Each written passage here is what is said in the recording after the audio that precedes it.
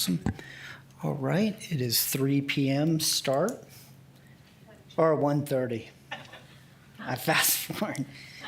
And then calling the roll call. Roll call, please, starting at this end. John Paris here. Debbie Savoini. Janie Evans.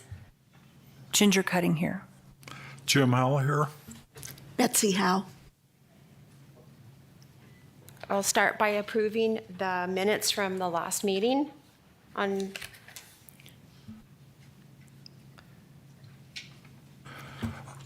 I'd like to move that we approve that. Thank you. Second? I'll second Ginger Cutting. Thank. Okay, so approval of the minutes from the January 21st, 2026 CDBG Citizen Advisory Committee meeting. And a vote is needed. I approve. Hands, thank you. Okay, unanimous, 6-0. All right, Madam Chair, the next item for discussion and action is regarding the appointment of 3 committee members to the program year 2026 ranking subcommittee. A little bit of background or a summary of that is this item is for the committee to establish a subcommittee of 3 CDBG Citizen Advisory Committee members that will meet at a future date prior to the March 18th, 2026 CDB or CAC voting session to rank applicant submissions. The subcommittee will present their rankings of CDBG applicants to the balance of the committee at the March 18th, 2026. So at this time, Madam Chair, opening up discussion and any motions on that subcommittee. Sorry, who do we have that's going to be in the subcommittee? So at this time, usually it's the chair, Mary Ann Suttles, the vice chair, Janie Evans, and then one additional member of the committee. I believe Member Cutting volunteered for that position, but again, it's open to committee. Does anybody have any questions? Madam Chair, I'd like to volunteer for that open position. Betsy? So the question I have is, even if I am not an actual member for that committee, I can attend those meetings and give my opinion. Is that correct? A member of the committee, and this is, I double checked with that, Member Savoini, a member can attend, however, they can't speak up they can't provide public comment. They have to sit there and listen and not engage in the subcommittee. So any feedback would be given in those ranking sheets. Then I will volunteer also for that committee. Okay. All right. So we have 3. Madam Chair, open to discussion and voting. So this will be Does anybody have any concerns or request from that? Move to approve. Right. So the third position, you'll have to choose on that third position. From what I'm hearing from the committee, it's Member Howe, Member Cutting, or Member Savoini for that third position.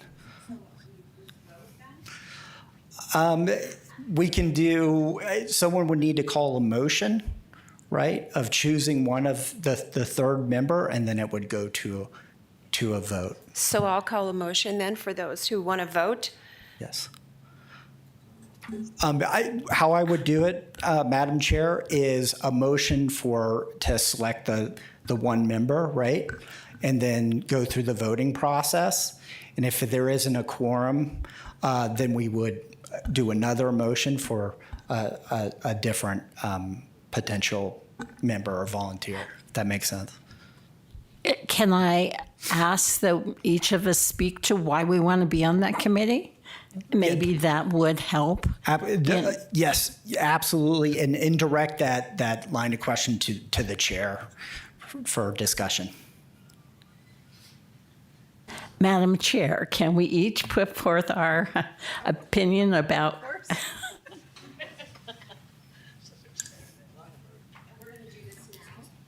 Yes, it's open for discussion now. So again, Madam Chair, whoever you select to go first to discuss why they would like to be on this subcommittee.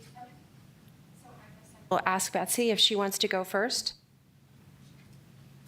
My interest in being on the review committee has to do with my personal intent in having made appointments with a number of these organizations, and I feel I know them a little bit more in depth, and I would be happy to serve. I would also be happy to perhaps consider a rank of the 3 people who are submitting their names and seeing if a date might also be kind of a screening device. But I very much would like to up my game on the information that I've been gathering over the year to consider these organizations. Thank you. I would love to be a part of it. This is my 3rd year, I think, on the committee, and have attended one of the other and know the community pretty darn well. I've been involved in the community here for 25 years, and I would love to be able to participate. I'd love to look at the ranking for all of the different organizations that put forth, and would love to have the opportunity to add input. The reason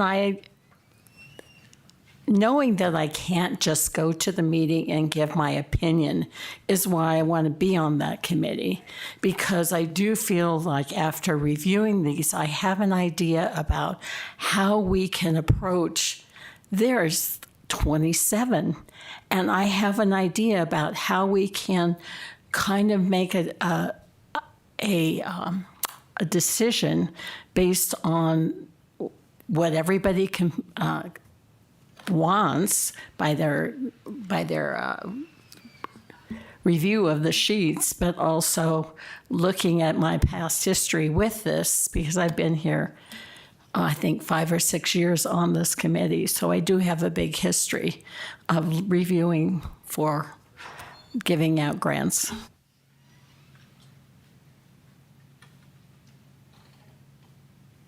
Madam Chair, is it written in stone, Michael, that there only be 3?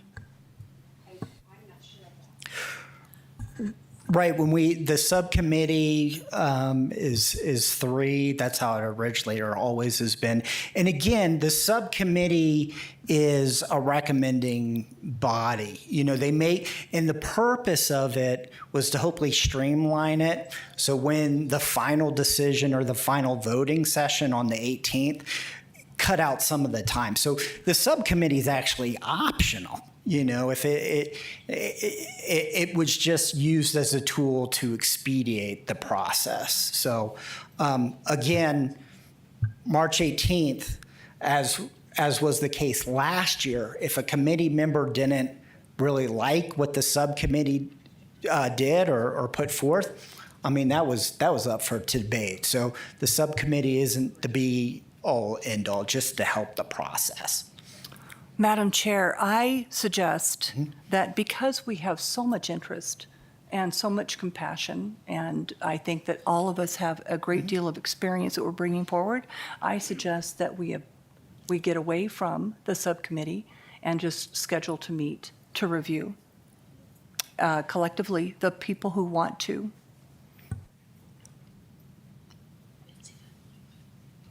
I'm Jim Howell speaking. I'm unsure about this one, Ginger. To me, the purpose of the subcommittee is it's easier for 3 people to agree compared to 7.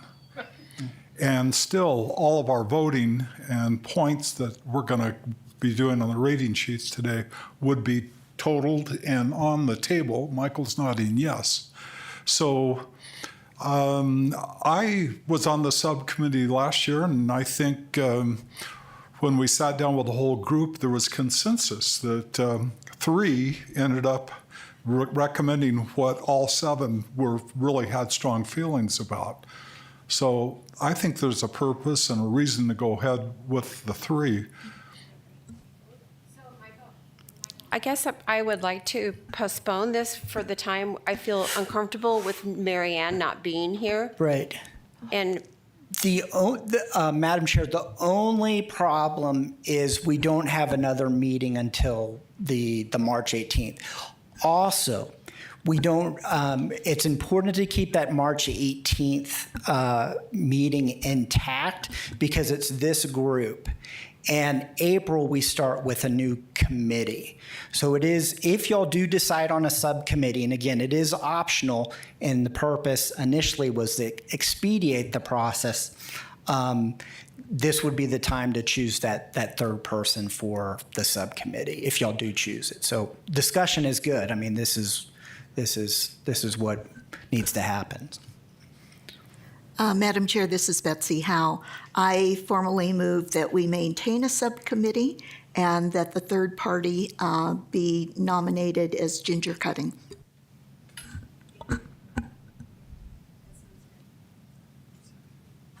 I'll second that. Okay. okay, let's move on then. Need a vote on the second. So starting down with John Paris, John Paris, yes, I agree. Member Savoini. I don't. Okay, yes. Chair Evans. Agree. Okay, Member Cutting? I'm not sure, but go ahead. I agree. Thank you. Okay. Member Howe? Howell agrees. Member Howe? Betsy Howe, I agree also. Thank you. Okay, we do have a majority here. thank Member Cutting will be the third member of that subcommittee.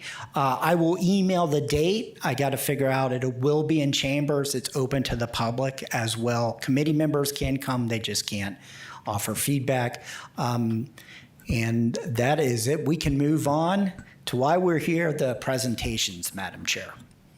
Thank you. Okay, presentation and discussion regarding the annual presentations from the 2026 CDBG program applicants. Before we get started with presentations, in your manila folder, you do have a schedule of speakers. We only have one speaker that I know that pulled out because they were sick. That was Euphomedia. Okay, so for each speaker. We will speak for Euphomedia. Okay. So we do Euphomedias here. Okay, excellent. So for each speaker, they get a total of 5 minutes. I'll be the timekeeper. After the 5 minutes, the max of 5 minutes, the committee will have an opportunity to ask questions. Again, because there's so many presentations, we're trying to keep all this within good time limit. Get out of here hopefully before 5.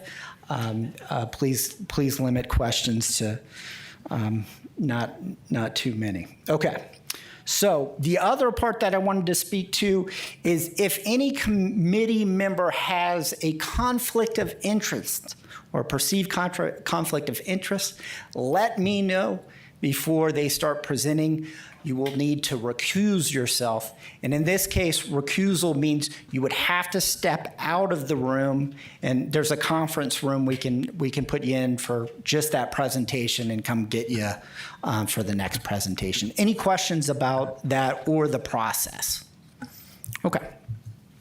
So let us begin.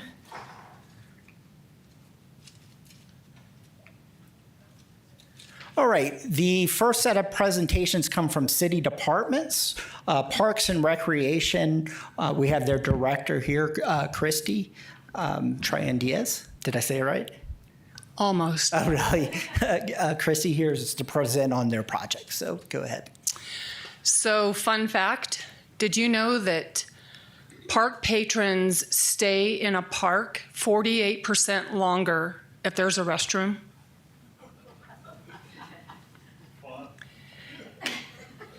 So if you're a parent or you just nature calls, the likelihood of you staying in a facility with a restroom is greater. So as mentioned, I'm Christy Diaz-Trahan, the Recreation Services Director, and our proposal is for $50,000. CDBG granted us $50,000 last year. The project in total is a $150,000 project. I'm asking for an additional $50,000, and with that, in our annual budget through the City of Prescott CIP, I will be asking for the difference. So the dollars will be leveraged in a variety of ways to allow people to stay at the community nature center longer. We expect 13 to 15,000 visitors a year in that space, and a significant majority of them are littles. And so having a standalone, permanent, clean, well-kept, ADA accessible restroom will improve our public facility greatly. And with that, that's my presentation, and I'm open for questions. Madam Chair, or Mike, or this is John Paris. A question. Last year, the award that you wanted was for 2 handicapped accessible restrooms. Reading this, it doesn't look plural. Are we down to 1? Mr. Paris, it is 1 building with 2 units.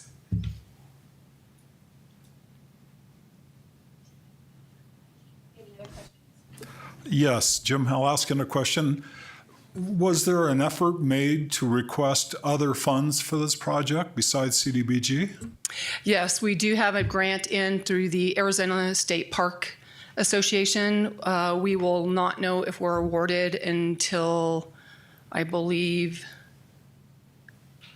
June, July is when they do their award. How much was the request made? $50,000.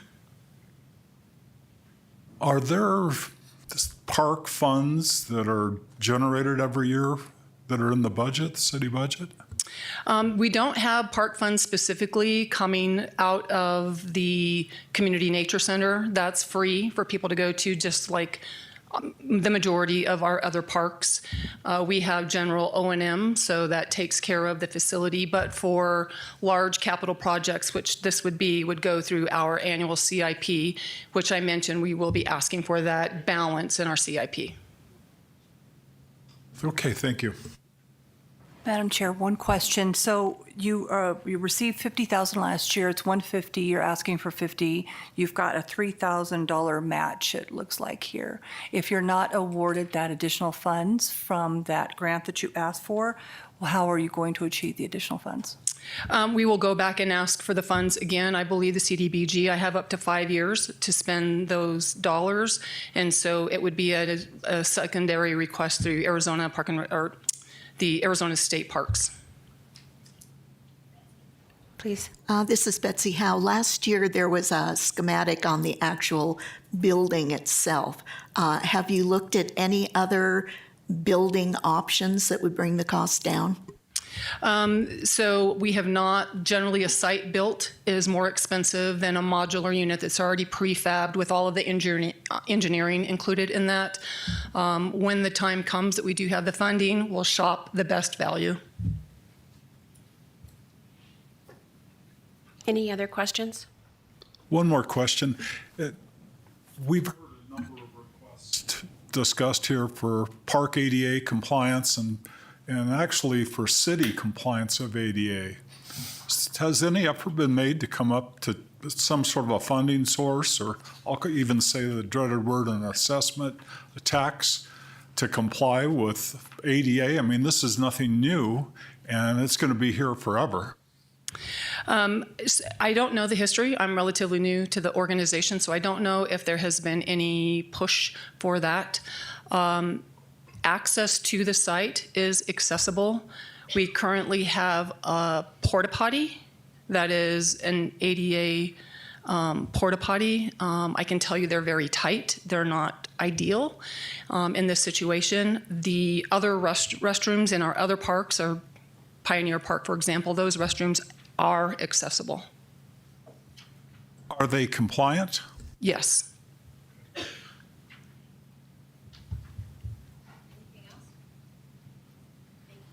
Thank you.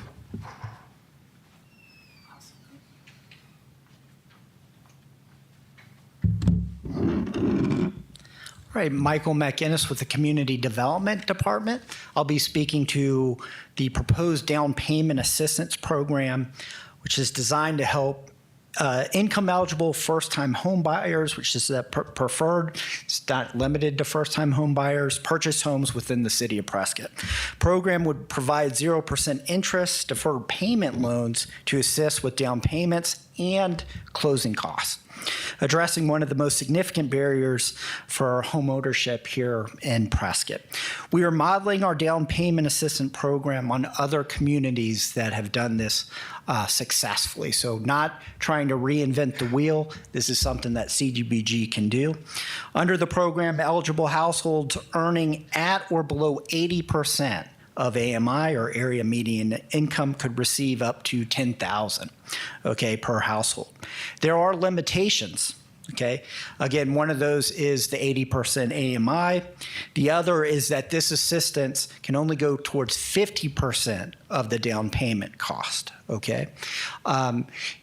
However, that being said, if it doesn't, the down payment doesn't hit the $10,000, say it's $5,000, the rest can go towards closing costs. So they completely utilize that $10,000, okay? There are no monthly payments, and repayment is deferred until the home is sold, transferred, refinance, no longer the primary no longer the resident's primary residence. The loan would be secured by a junior deed of trust, and the city would recover either the original loan amount or the proportional share of appreciation.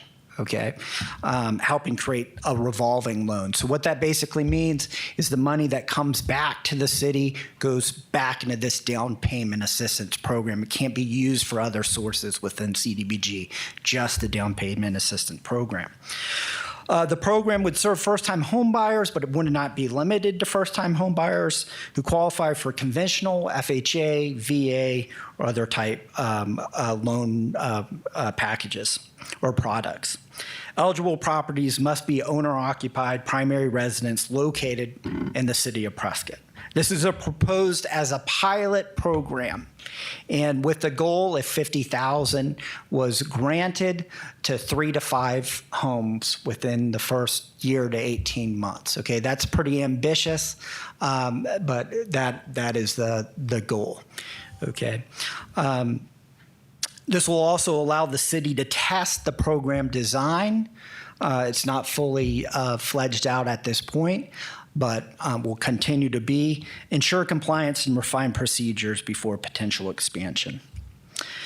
In summary, this program is a targeted, compliant, sustainable approach to expanding home ownership opportunities for Prescott's workforce, low to moderate income households, while making responsible use of federal funds. And at this point, I'm open to any questions. I do understand this is new, so. Any questions? Michael, okay, so would you be working with specific lenders with this, or is this, how are you going to get the word out to the public, and when would this begin? Right, so if this program was funded, it would start in the fall when money becomes available. That'll allow time to build relationships, partnerships. Talking to other communities, you have to have those partnerships with lenders, real estate agents, everybody in the housing space, not only to make something like this happen, but also to get the word out. So, homes are expensive in Prescott, and this is a small amount. It's going to be hard, and so a lot of it is probably going to be trial and error to get the systems in place to be successful. But at the same time, knowing CDBG has been used for these kind of programs in other places with success. The other piece, the program income, we don't have any other project or activity with CDBG that provides income coming back. Most communities do. And the opportunity to generate that in the long run to build our small amount specifically for down payment assistance, I think is pretty exciting and needed. So. As a follow-up question, who would be handling it? And when those funds come back in, it could be 10 years, it could be, and is it also, the other question I have on that is, single-family detached condominiums, townhomes, manufactured housing? That's correct. That's correct. So all housing products, and it would have to be with how much homes are. So that's what. So it's pretty flexible there. So I would be handling my part, and again, speaking to other communities, it's the lenders, it's the partners that do a bunch of the heavy lifting. Title, for example.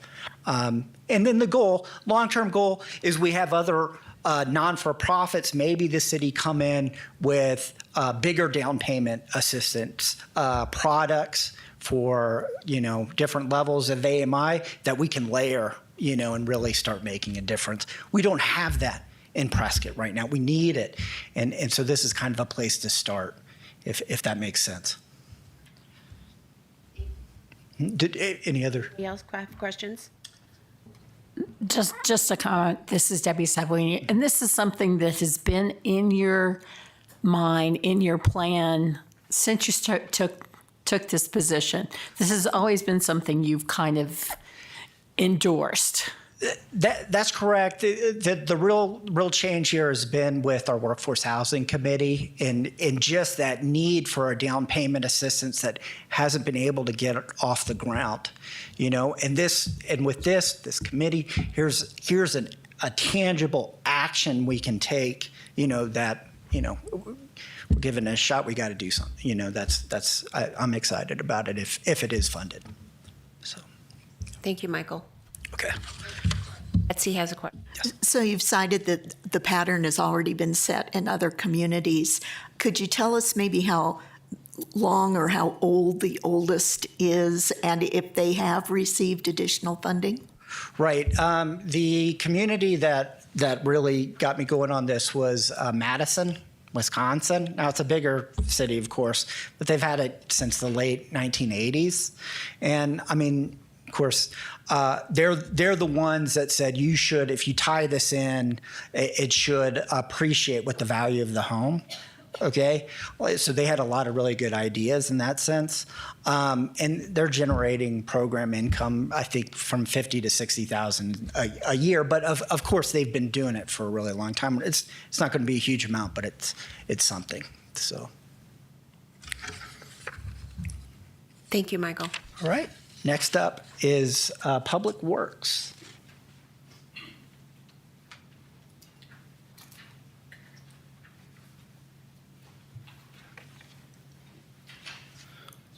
Good afternoon. I'm Eric Sparkman. I'm the drainage engineer for the city of Prescott. I apologize. I practice off of PowerPoint. I thought that would be available, so I might stumble through this. So I got your PowerPoint up, Eric. Oh, you do? Okay, great, great, Michael. Appreciate that. Just tell me when to click it, and I'll do it. All right, I sure will. So this is the Dexter Neighborhood Flood Mitigation Project. That's what I'm going to be discussing today. And the goal of this project is to reduce chronic flooding within the neighborhood. This area is one of Prescott's lowest income areas. Even small storm events overtop the roadways, block access for emergency vehicles, and many homes have been flooded. So our goal is to provide safer streets, protect homes from flooding, as well as allow emergency vehicles to be able to access the residents during an emergency.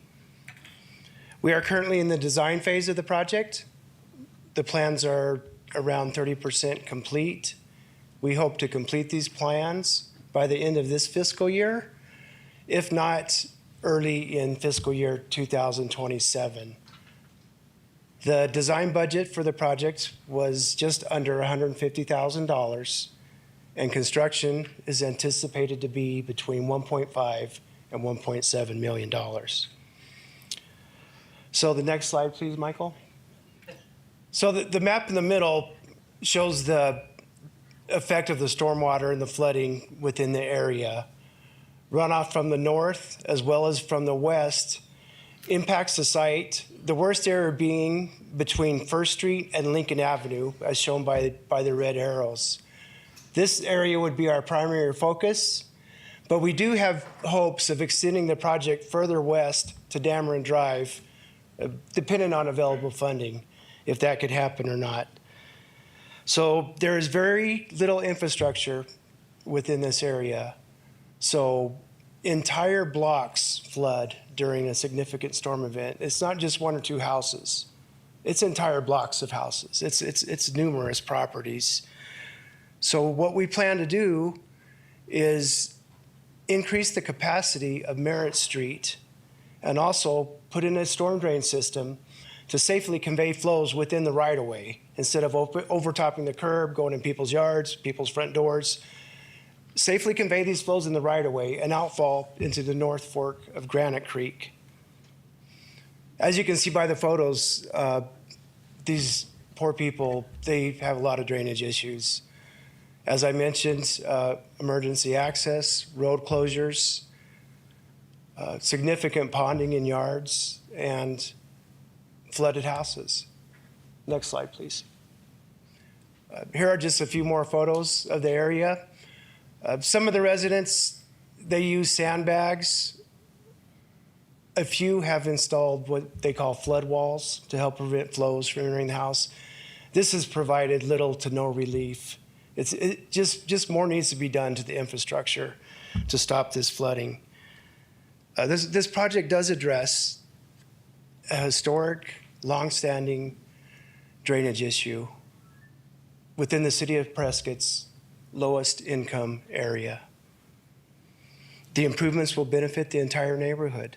As I mentioned, not just one or two houses. An entire neighborhood would benefit from this project. If we are granted some CDBG funds, we would be able to move on to construction.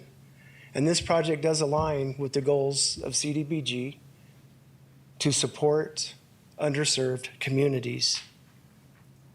And that's it for my presentation, and I would be happy to answer any questions. Any questions? Thank you for the presentation. My question is, I know that area and I understand there's a lot of rental properties in the area, but there's a lot of home ownership that I would imagine those owners do not qualify for the LMI. I would like to know, do you have any statistics that show what the ownership is of the people that live in that community, that perhaps if they wanted improvements for that area, they could go in collectively and maybe be taxed additional or all contribute towards some improvement? I understand that there's a lot of tenants in the area who qualify for the LMI, but the ownership is what I'm looking for. Yeah, to answer the answer on the tenants. Before my time at the city, we did receive some funding for the design portion of this project, and the surveys were conducted at that time. For the income eligibility. We also conducted a survey to individual residences. Each house received a survey within the study area. There were numerous people that have lived there for significant amount of time, not just renters. I mean, 5, 10, 15, 20. I've seen one almost 25 years. So I believe a lot of the people in this area are long-standing residents. Ginger, to answer your question specifically about the other documentation, I am not sure if that's available. And if I could speak to that, HUD does recognize the Dexter neighborhood as the only specific area that is low to moderate income. And question. So HUD bases that based on census data? That's correct. From, I think the last one was 2020. Yeah. I have a question on your funding, similar to the question that I posed to Park and Rec Director. Aren't there any storm drain funds that are collected with new construction or anywhere in the city? Because this is a stretch. You're asking for the whole allocation of CDBG funds. And I must say, it should be a high priority project for the city. But even if we allocated all the funds, you've got a long way to go. It is. You might be retired before this happens, and this again should be a high priority. What else is out there for you? It definitely is. It's a high priority. We do have $700,000 available in matching funds through our streets department. We get some money from the flood control district, but that has already been budgeted to other monies. So as far as you had mentioned, Jim, directly, are there storm drain funds or other grants available?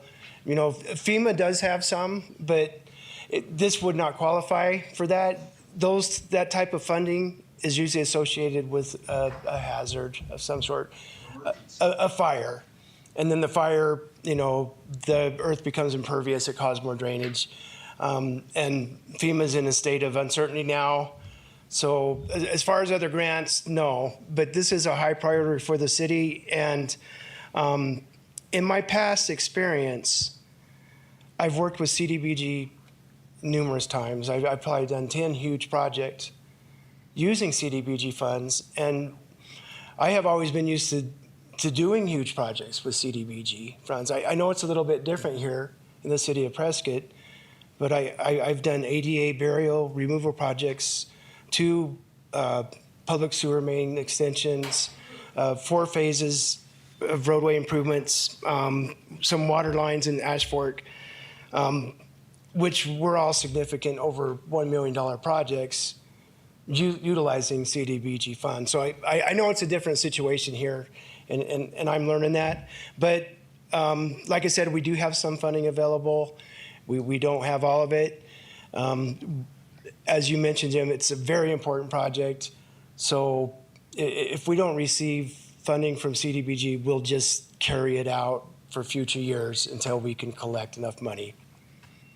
Okay, thank you. Okay, thank you. All right.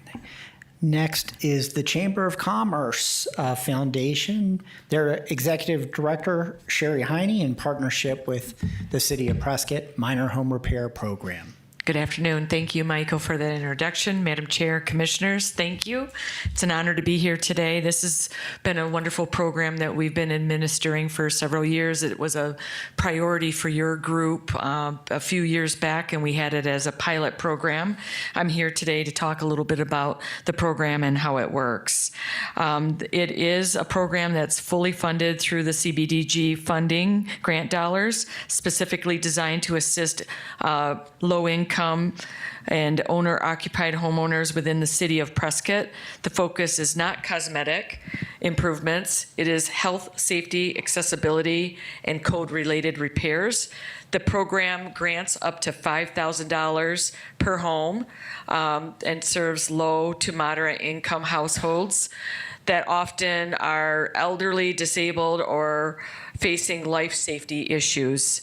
Eligible repairs include, but aren't, this is what we've seen: electrical, plumbing, heating, and cooling safety issues, ADA accessibility improvements such as ramps, grab bars, and step repairs, code violations, and life safety corrections. The Chamber Foundation has been administering this program on behalf of the city. We manage intake, income verification, documentation compliance, environmental review coordination, contractor procurement, inspections, and final payment of process. We do not pay the homeowners, we pay the contractors directly. We follow the follow structure process: application and income qualification, environmental review. This is the order that it goes, which is required under HUD guidelines. A written scope of work and contractor bidding, license contract completion, final inspection, and payment approval. We have multiple projects underway right now addressing critical issues, needs such as replacement of failure shower units to prevent water damage and improve accessibility. Electrical panel, this has been a big one lately. Upgrades by licensed electricians. Repair on steps and ADA ramp modifications. Plumbing issues, gas line safety concerns, smoke and smoke detectors that need to be installed. So these are not convenient repairs, they are safety repairs that allow seniors and vulnerable residents to remain in their homes. Beyond compliance, this program stabilizes neighborhoods. It prevents small problems from becoming major structural failures. It protects property values, and it allows residents, many with fixed incomes, to age in place with dignity. The Chamber of Commerce Foundation is proud to administer this program, and we appreciate the partnership. And it's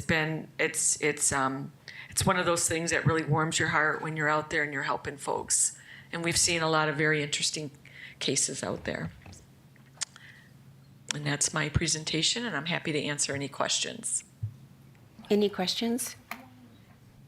Sherry, I remember you mentioning last time that you have contractors that are willing to subsidize their fee to do many of these as a contribution. Is that still going on? Absolutely. As you can imagine, $5,000 doesn't go very far when you're dealing with some of the issues that we've had on the applications. Thank you, Sherry. Thank you. Thank you, Sherry. Thank you. Okay, next up, we'll be moving into the public service applications. And Wrapped in Love, Lori Deutsch. Again, if you just entered the room, there is a sign-in roster in the back if you could sign in if you have not already. All right, Lori. Thank you. Good afternoon, committee members. My name's Lori Deutsch, and I'm the Executive Director for the Wrapped in Love Diaper Bank. I want to thank you for the current CDBG funding, and we're making great strides. Last year, we gave out 185,000 items, and I've included a community impact at a glance for you in the packet along with a brochure. The only item not listed on this is our 960 potty training kit items, which helps kiddos get ready for school. So that's not on there. The diaper bank is growing at an amazing rate. Between 2024 and 2025, we grew by 98%, and that's a thanks to you for helping us help others. At the bottom of the impact sheet, it shows how we work, how the diaper bank distributes items, and we are not a storefront. So we don't work directly with the clients. They work through our community partners who then distribute the hygiene items. And those are distributed to folks at 185% or below federal poverty guidelines. The brochure contains information about our programs, what each of them provides to folks who have through their community partners. And our inventory is replenished with bulk purchases from the Arizona Diaper Bank and also through diaper drives. And oftentimes churches will do a specific drive during a specific month to help us replenish our stock. We work with organizations such as CCJ, nursing homes, hospice to gather items that are no longer needed or have been donated and are being paid forward. So we keep now an inventory of at least 125,000 items so that we can regularly meet the growth. We scaffold bringing organizations on so that we always have the items that they need until they're no longer needed. So our new grant is specifically for supplies and for staffing to help keep the program growing because the demand is still there. We get calls every day for support in one way or the other, and then we triage and then link those folks to programs so that they always have a safety net for their goals in life, whatever that may be. So the stories are on the back of the handout, talk about some of the rewards that we've received, some of the stories from partners and from clients as to how this having basic essentials has helped them with their family and with their budgets. The diaper bank's hygiene items are basics to help support health and ease stress. And despite our work and our growth, we're only meeting about 10 to 30% of the need in our county. And that leaves a critical gap with helping those that need assistance. So thank you for considering our application. Is there are there any questions that you have for me?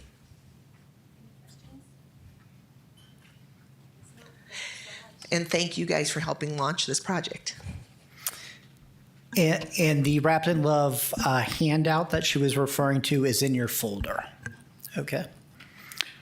Okay, next up is Chicanos por la Casa. That is Tina Bowden. Okay.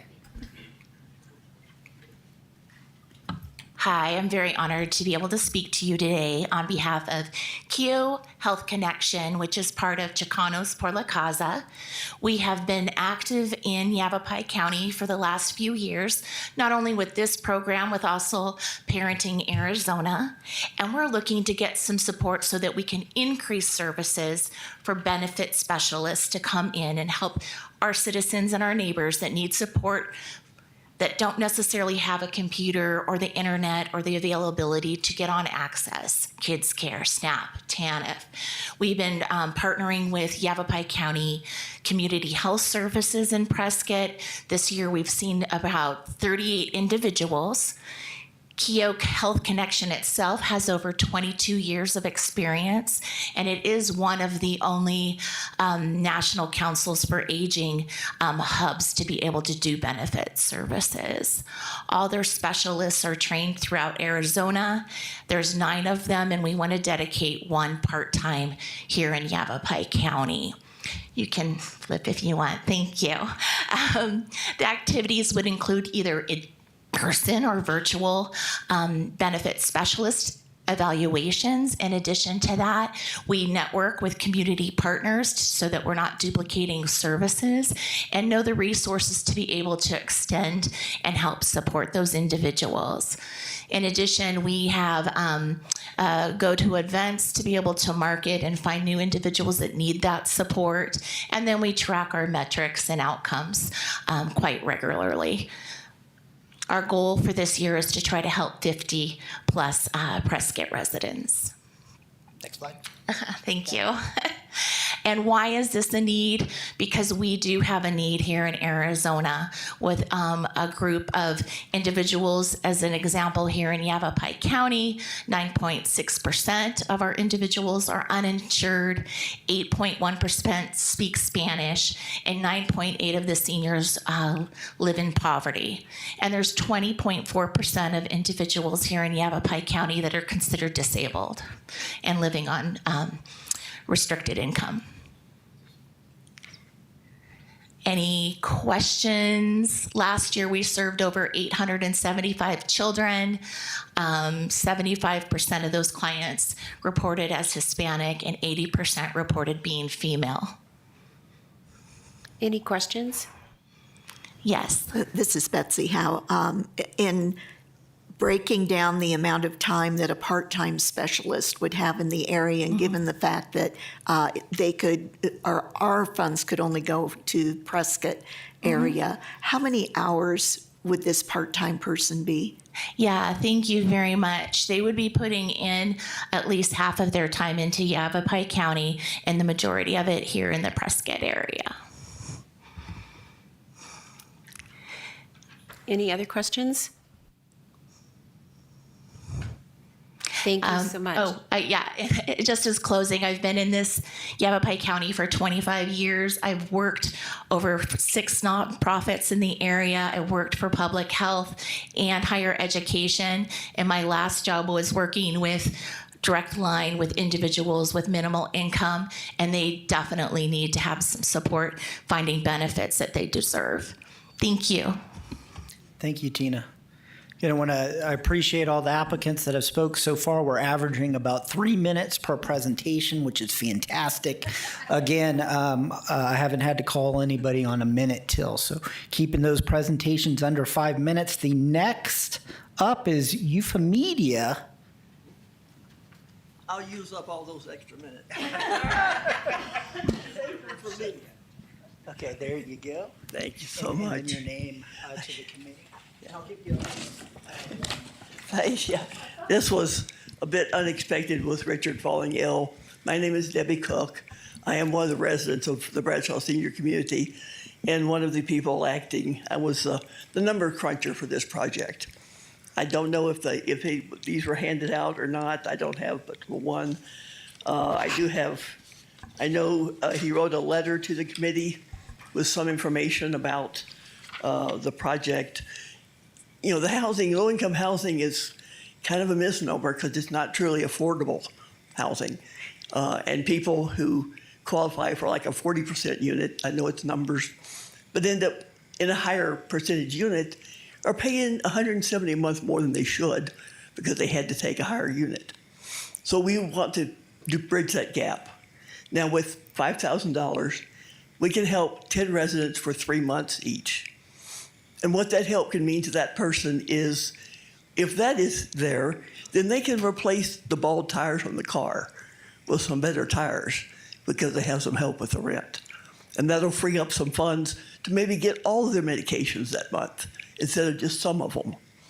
You know, it'll free up some money. They are severely overburdened. $1,000 doesn't sound like much for rent for a two-bedroom apartment, and it's not, until you realize your income is $1,500. So you have $500 to pay the electric bill and get your prescriptions, and one prescription can be $60 or $70.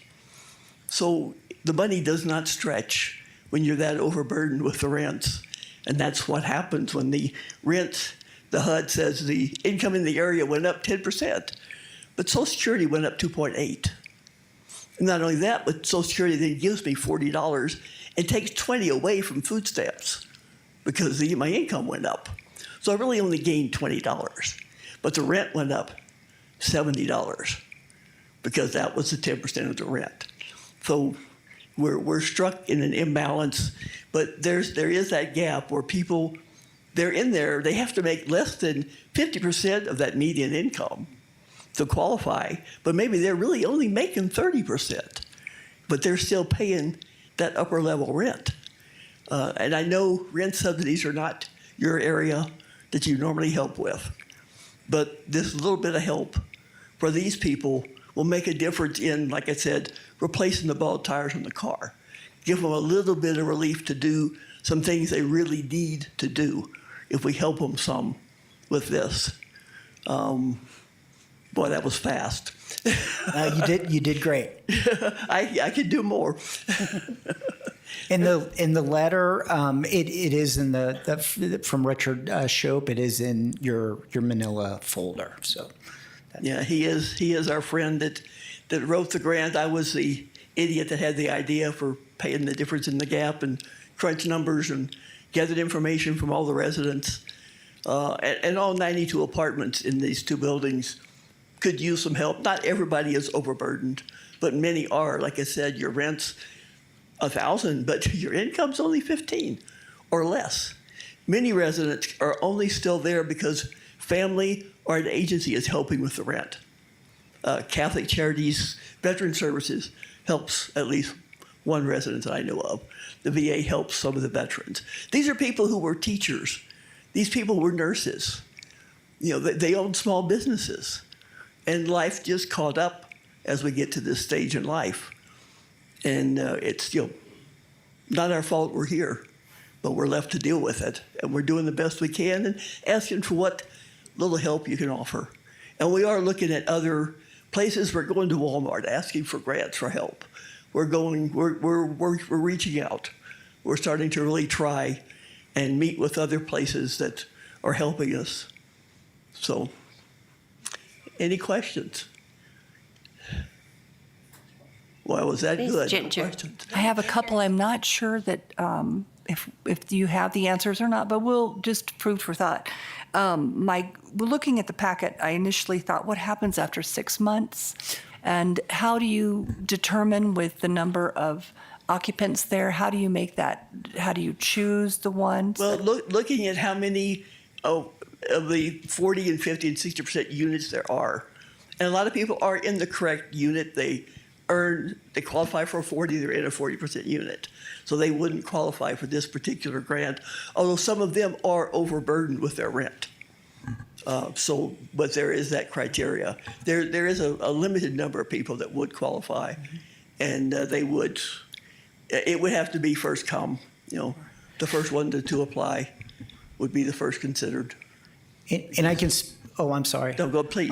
There's been adjustments to that application. I spoke with the applicant. This is different than Prescott Cares, what we did with rental assistance there. There was a lot more flexibility with rental assistance. With the COVID money, we were able to do 6 months. CDBG only allows 1 to 3 months emergency rental assistance. So that's what they're applying for in a smaller amount. Of what I believe is in that application. That'll be cleared up as we move forward before subcommittee. I said 5,000 would allow us to help 10 residents for 3 months each. And that would be a great deal of assistance. A little bit of money makes a big difference to us. Thank you so much.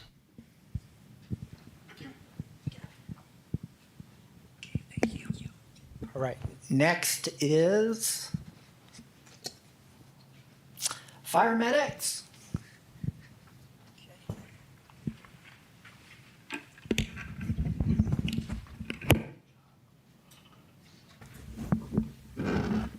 Doing, Mike?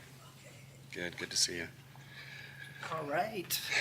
I'm going to hand out your flyers right now. Okay, yeah, perfect.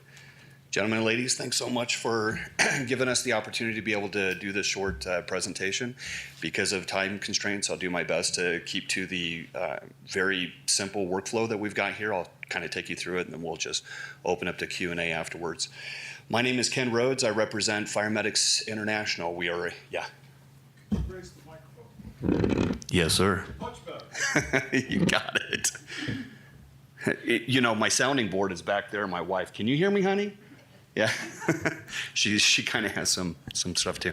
Okay, but at any rate, so Ken Rhodes with Fire Medics International. We're a 501c3 nonprofit. We train, educate, and deploy veterans and first responders in the sectors of prevention, response, and outreach. So I brought one of our other gentlemen here. He's part of our EDQA program. It's Dr. Kirk Slagle. He helps out with the education development, quality assurance, part of what we're doing with this specific program. And with that, I'll kind of take you through the workflow. Would that be okay? Okay, so looking at this workflow handout, top left-hand side, the community need and program purpose. So we have an increased wildfire risk here within Prescott and the surrounding areas. We've also got a shortage of trained wildfire mitigation contractors and representatives that are out there within the field. Incidentally, in the state of Arizona, we don't have any type of regulation for those wildfire risk mitigation. It is something that hopefully will continue to gravitate towards within the future, and we'll be able to get some of those regulations put in place. But as of right now, anybody can perform any type of risk reduction and call it good, right? That being said, the reentry candidates and veterans face barriers to credentials and employment. I'm sure that we're familiar with that. A lot of these reentry individuals that are coming back in, they want to learn and get into wildfire. They want to get into incident management. They want to get into disaster reliefs. They just don't know how. Or they're facing challenges from like sober living. So we have, and I'll kind of go over to, well, let me finish this part here up on the bottom part. So the program does deliver the education and benefits to the low moderate income individuals while strengthening the community wildfire resilience. So kind of going over to the workforce education lifestyle, we have teamed up with Decision Point here locally. Decision Point is a sober living facility. They have worked in that collaboration of that relationship. They've worked with us and they've identified 70 rooms or beds that they will give us for this program for the duration of this year and next year. We're anticipating probably about 20 individuals or incumbents coming in to the reentry program. So it's a great opportunity because we have developed a curriculum that we are sharing with Decision Point. They're right on board, so they're just duplicating what it is that we're already putting out there for the guys and the gals that are part of the reentry program. So when they do go into the workforce, they're already going to be, integrated with that information. So the PPE is a personal protective equipment, issuance and basic life support training. These are things that we'll be offering. The workforce certifications are going to go through the WRR, which is the Wildfire Risk Reduction Program. The NWCG is the National Wildfire Coordinating Group. Every wildfire, anybody who wants to get into incident management or incident command, or be part of a Type 1, Type 2, or Type 3 incident disaster out there in the United States, goes to the NWCG. So the NWCG, we work on what's called task books. We train them, we get them certified. They become proficient within that model, and then they're able to deploy out. The task book progression deployment readiness is what I just said. So again, that's the whole focus, is getting them prepared for those disasters. And then going down to the clear zone model and outcomes. So we've developed the clear zone. Clear zone is basically taking the contractors and or the incumbents that will be working with some of the local contractors. Those individuals will be certified through our organization, and we call that the clear zone. The contractors will be certified, and they'll have the wildfire risk reduction underneath their belt. So what that means is that even though the state of Arizona doesn't quite have the not the recommendations, but the credentials that are put in place, like CAL FIRE has those. You know, they've got specific things that contractors have to adhere to in order to perform that work. The state of Arizona doesn't. We bridge that gap, and so we'll actually offer those certifications in there as well. So this gives these individuals long-term careers in mitigation incident management, and it ultimately reduces wildfire risks and incidents within Prescott and our community, our surrounding community.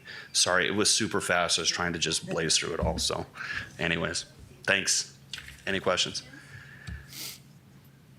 I think this is a wonderful, what I looked at on here.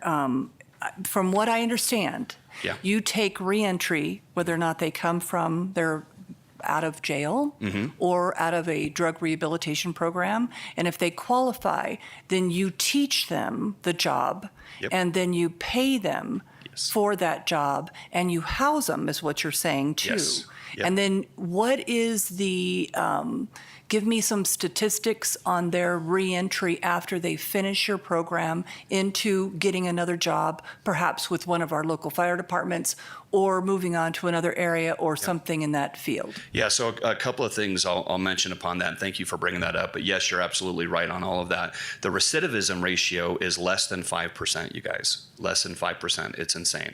It's better than any other program that's out there. Usually the workforce that comes out of the wildfire firefighters from the state fire crews, the DOC state fire crews, is about 14%. Running through our program puts them just under between 4 to 5%. The success rate is about 98% for placement, depending on the other 2% where they want to go. And when I say where they want to go, we have had some individuals that have come in and said, hey, shoulders hurting, neck's hurting, knees hurting, back's hurting, can't run chainsaws anymore. I'm 53 years old. I want to do something different. And so we'll tie in with NACOG, and Art over at NACOG is helping us out, plug them into Yavapai College, and we'll either get them the certifications that they're looking for, a CDL driver's license, or get them plugged into learning some other trade.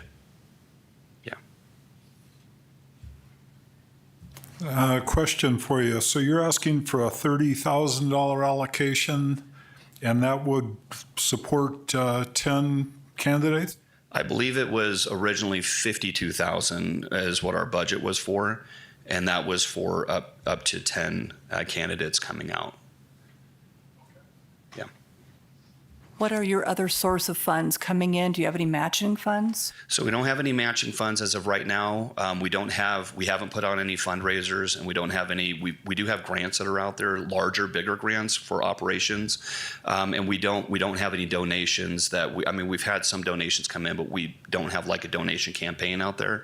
And as far as seed funding, we don't have that either. But what we do have is we do conduct our inspections, our wildfire risk inspections. We do that throughout the community communities here within Prescott. So right now we've got 300 houses we're doing in Hacienda.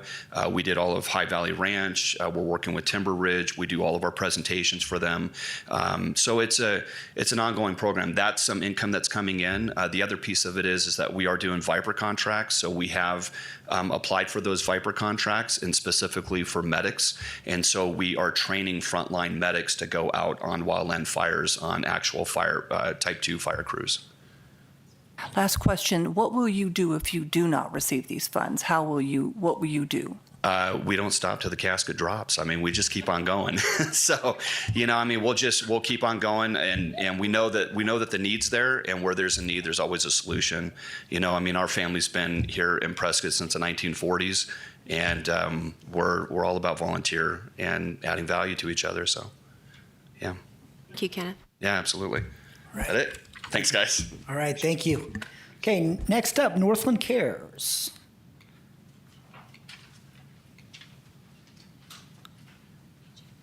All right. And then just tell me to click when you're ready for the next slide.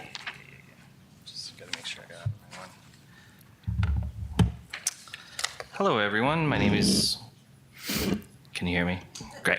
Hi, my name is John Duncan. I'm with Northland Cares. I am the development coordinator for the organization, which means that I try to fill out grants and do fundraisers and do other ways for us to be able to find funds.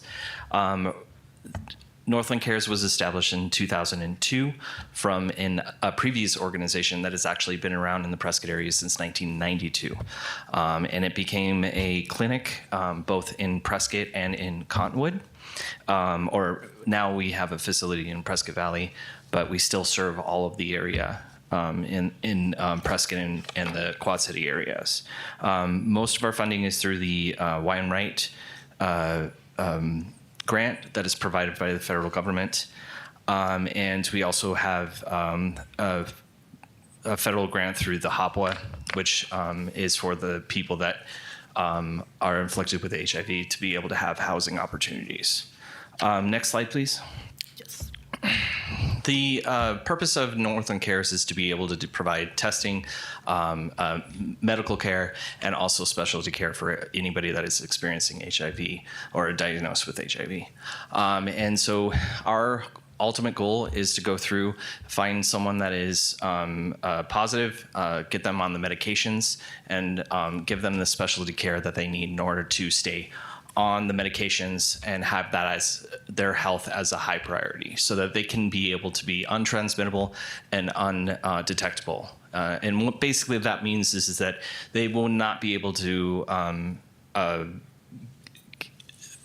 give it to someone else, and it will not have to have a heavy impact in their lives so that it's not as high of a risk for those individuals to be diagnosed with AIDS. So we have had, next slide. We have 71 clients that are actually in the Prescott area. So just like I was saying, that viral suppression, which is the U equals U, 95 to 98% of our clients, both all in the Yavapai County area, are actually undetectable and untransmittable. And that is actually higher than the standard for the federal government. Federal government asks us to be at a 90%. We're actually higher than that. And that's one thing that you can see that we have seen a drop in Yavapai County since, not as 2015, but a drop from compared to 2016 of cases that are new cases. Even though it's still high, I mean, diseases do not know borders. So there are, still new cases, and that is 9, even though it's like right below the 10. That's 9 cases of 2025. And we still, even since January, have received more positive cases in Yavapai County. So that's medical care, behavioral health, and also medical case management, housing navigation, and also HIV prevention, PEP, and PrEP services. So the way that we do the HIV, PEP, and PrEP and prevention services is through our outreach. So we have a hotline that we'll be able to have for off hours and on holidays. to be able to provide the services of getting someone tested and getting them on the medications to stop them from being infected. We have a 72-hour window from the accidental exposure or unintended exposure of HIV that they have and get them on the medications that actually stop them from being infected. And also that entails us having our, and it's not on here, but our mobile unit provides free testing for people in Prescott area and downtown area. So we are, as part of Prescott, 1 minute. as much as we are anywhere else in the area. Now, just a total, as you can see in the small fine print, we are up to 291 clients within the Yavapai County area. And that has risen by 40 individual cases. And I just want to specify individual cases, they may be already pre-diagnosed, but they're new to this area because we are having people move here that are already diagnosed with HIV/AIDS. Yep, any questions? Yeah, I have one question. So 15,000 that you're requesting would support continuing services for Yes. 71 individuals? So it would be able to provide much more of an extensive care. We did 15,000, not expecting the full amount, but we would love to have the full amount. But we would be very graciously accepting of that because we've received 50% of our cuts through the federal government. So those under numbers basically goes from, we were at 300,000 to be able to serve the area of Yavapai County, and that's gone down to 150,000. We have had a gutting of our prevention services, so those services we still have to, do a lot of volunteer work for us to be able to provide the testing and the availability for, like for instance, we had to close our clinic one day, so we were at 5 days, but now we're at 4, and to be able to weather the storm with the federal cuts that we've had, and that's also with a new grant that we're applying for prevention services, and also for PEP and PrEP services. Is actually going to broaden our services, so we will be able to do Mpox, syphilis, gonorrhea, and other STIs, and that's included into what we need to do as a clinic, which we already provide those services, whether it's sending those individuals with positive cases to other clinics to be able to help them. Like for instance, we have a really strong relationship with the county health department, and always have been part of that inner workings. So yeah, any other questions? Thank you so much. Thank you. All right, thank you, John. Okay, next, people who care. Barry. Yeah. Again, if you just showed up, we do have a sign-in sheet in the back. If you could please sign in. Hi there. I'm Barry DeKemper with People Who Care. I'm the development director, and I have a confession to make. I'm just as nervous the 4th time I'm here today as I was the first 3 times, so I hope you'd be patient with me. But anyway, I'm here to ask for, we're looking for a $20,000 grant to help us with our general operating expenses to provide services to Prescott residents during the grant cycle. People Who Care started up in 1992. Our 34th birthday is coming up in May, and we serve the Quad Cities, but over 70% of our services, as I put on the slide up there, a bunch of different demographics and stats that you may interest you, but over 70% of them go to Prescott residents. So you guys are our primary customer, and we've had all our years here in Prescott. Our vision is that all adults who are unable to drive because of aging, disability, or vision loss have access to services that they need to live safely and independently. And we use volunteers to accomplish this. We provide escorted transportation for essential needs like getting to the doctor, the grocery store, legal appointments, pick up prescriptions, things like that. And we do some non-medical support services as well, technology assistance, paperwork help, home safety inspections, and some minor repairs, and a few others as well. Oh, and a big one, fairly recent, we're in our 3rd year now offering low vision services, and that's available to anyone in the community, whether they can drive or not. Most likely, they won't be driving if they have low vision. And I don't mean that facetiously, it's just kind of the way it works out. So anyway, and I won't go through all the stats. I will say that in recently completed calendar year, we served 330 Prescott residents. All the other miles, services, and that sort of thing are up there as well. We hope, if we're successful with the grant, we hope that you'll help us serve 350 Prescott residents during the grant cycle. Most of our neighbors are older. In fact, 95% are over 60, and over half are above the age of 80. Our typical neighbor is an 80-year-old woman. She lives alone. She can't drive, of course. She doesn't have any local family support. Don't forget that older folks are generally at a higher risk of those terrible diseases like diabetes, heart disease, arthritis, depression, dementias, vision impairment, that sort of thing. In addition, people who can't drive and who live alone face isolation, loneliness, and a lot of times depression, which are directly related. And to me, this is sometimes the most insidious of all the things. It's tough enough to have to struggle to get to the doctor to get groceries, but just to be lonely and afraid, that sort of thing, I find more difficult to take. I don't think I need to tell you that there's a lot of older adults here in Prescott. In fact, half the population here is 60 or older. We're about twice the rate for 65 and older people than the rest of the nation. And it's sure to grow. The U.S. Census Bureau believes that that population, 65 and older, is going to increase 47% over the next 25 years. And I think it's safe to assume that we'll get a lot of those, our fair share, here in the Prescott area.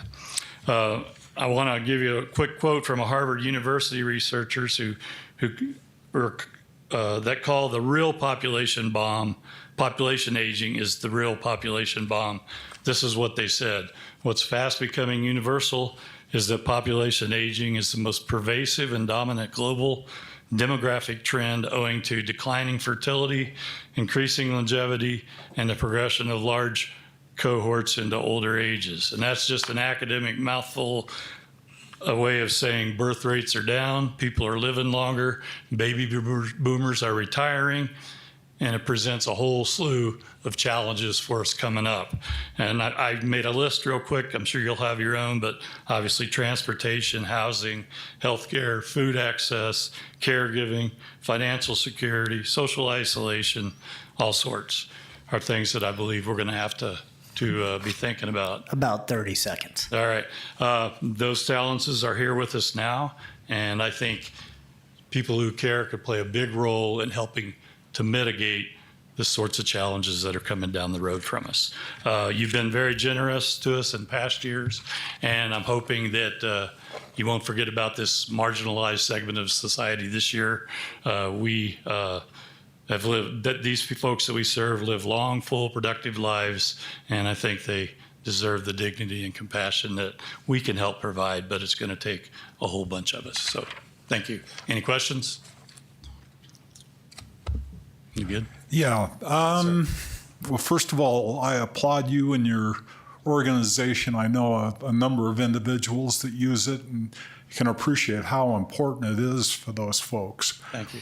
But my question is, last year we had 3 proposals put forth for CDBG funding, and this year I think it's yours and one other group. Mm-hmm. Has there been any discussions or consideration of combining and having, instead of multiple competing organizations, having one senior transportation group? There have been some discussions. I think the problem has been mostly everyone's kind of has their little niche, but I think, we provide door-through-door escorted transportation. That's our primary service. Others might provide more of a general sort of thing. But we have talked in the past to some of the local Quad City providers, like Yavapai Regional Transit, Yava Line, that sort of thing, to look at ways that maybe we could hook up to better serve everybody, do a little better job. But so far, no luck. Yeah. We do partner, in informal ways with other organizations. I can give you an example, like Meals on Wheels. We refer clients to each other. They're out and about. They'll see clients that maybe could use our services, and they'll refer us, and vice versa, that sort of thing. We do our low vision services does a lot of work with some of the local vision providers. And we also have a partnership with the VA hospital. They give us old low vision monitors to us, and then we in turn donate those to clients that come through our doors. So there's some of those partnerships as well. It's a good question. Yep. Thank you. Thank you. Thank you, Barry. Sydney Brown with Polera Health. Right. Polera Health will be presenting first on their public service, and then it'll open for questions, and then we'll present again on their construction project, and then open for questions. Okay, go ahead. And I'm going to hand out some flyers. Thanks very much for the kind introduction. I'm Cindy Brown. I'm the Development Director for Polera Health, which means I get to work with a number of our department heads in reference to bringing in additional funds and growing in our community. I brought with me today Deanna Eater, who is our Marketing Director and Communications. She also manages our Senior Peer Program. She'll be speaking to that in just a moment. Unfortunately, our construction expert in the organization was not able to join us today. I wanted to come so you would at least know how excited we are for the opportunity, see if there may be specific questions I can answer about our Cortez Clinic, which we're requesting the funds for, and if not, get answers for you within the organization. The construction project is for our Cortez Clinic. The clinic was our original building in the community, while Polera Health, aka West Yavapai Guidance Clinic, has been here since 1966. We have a big birthday party planned. 1970 was the year that that building was built and open. As you can imagine, the building is a little bit tired on some of the internal facilities, having been there for so long. And the grant that we're requesting of your consideration would be for updating the restrooms in the facility. A number of our clients at that location are on the autism spectrum disorder and very bothered by sensory objects, sounds, colors, noises. We'd like to bring those restrooms up to a little more friendly welcome to the clients that we serve there for that. About 125 clients on the autism spectrum disorder, or ASD as we refer to it, will be Prescott residents and using that facility. So what questions may I answer on our construction project? Before we get on questions for the construction, just a clarification, speaking to the 5,000 that was awarded, and that's going to be redesignated, that's what we're asked, that's part of this. That's correct. That 5,000 was for a different location. That was for our Haddon Street location. When the dollars were kind enough to be awarded to us, we found that we could not do the project for those dollars. And gratefully had to decline. And so in speaking with Mike and learning a little bit more about the CDBG opportunity, our hope would be you would allow us to roll that 5,000 into the 10 we have requested on its own for a total of 15 so that we can get each of those 3 bathrooms remodeled. And that wouldn't take money out of, that 5,000 wouldn't be taking money out of the pot this year, right? It'll reflect 2 years ago when they initially got it, Correct. Or a year ago. Yep. I've been saying that 5,000 is on ice. Is that right? Right. That's correct. So the question, there will be a formal request to not accept that 5,000 from several years ago so that we can reassign it as a committee to this year, project year? That is the process. So that is what's being asked, is a redesignation of that initial 5,000 towards the project this year. Not taking anything out of the pot this year, it's just, but they need permission from the committee to do so. Yes, question? You look. I'm confused. Yes. So I have 2 public service 5,000 in my packet. Good. I have no construction. Oh, let me see.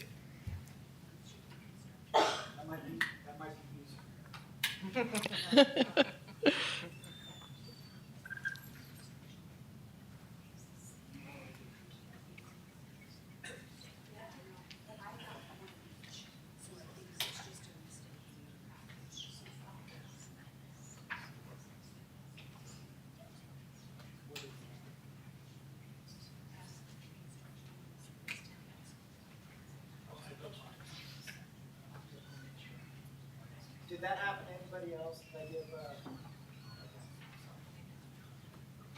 there you go. She got two. User error.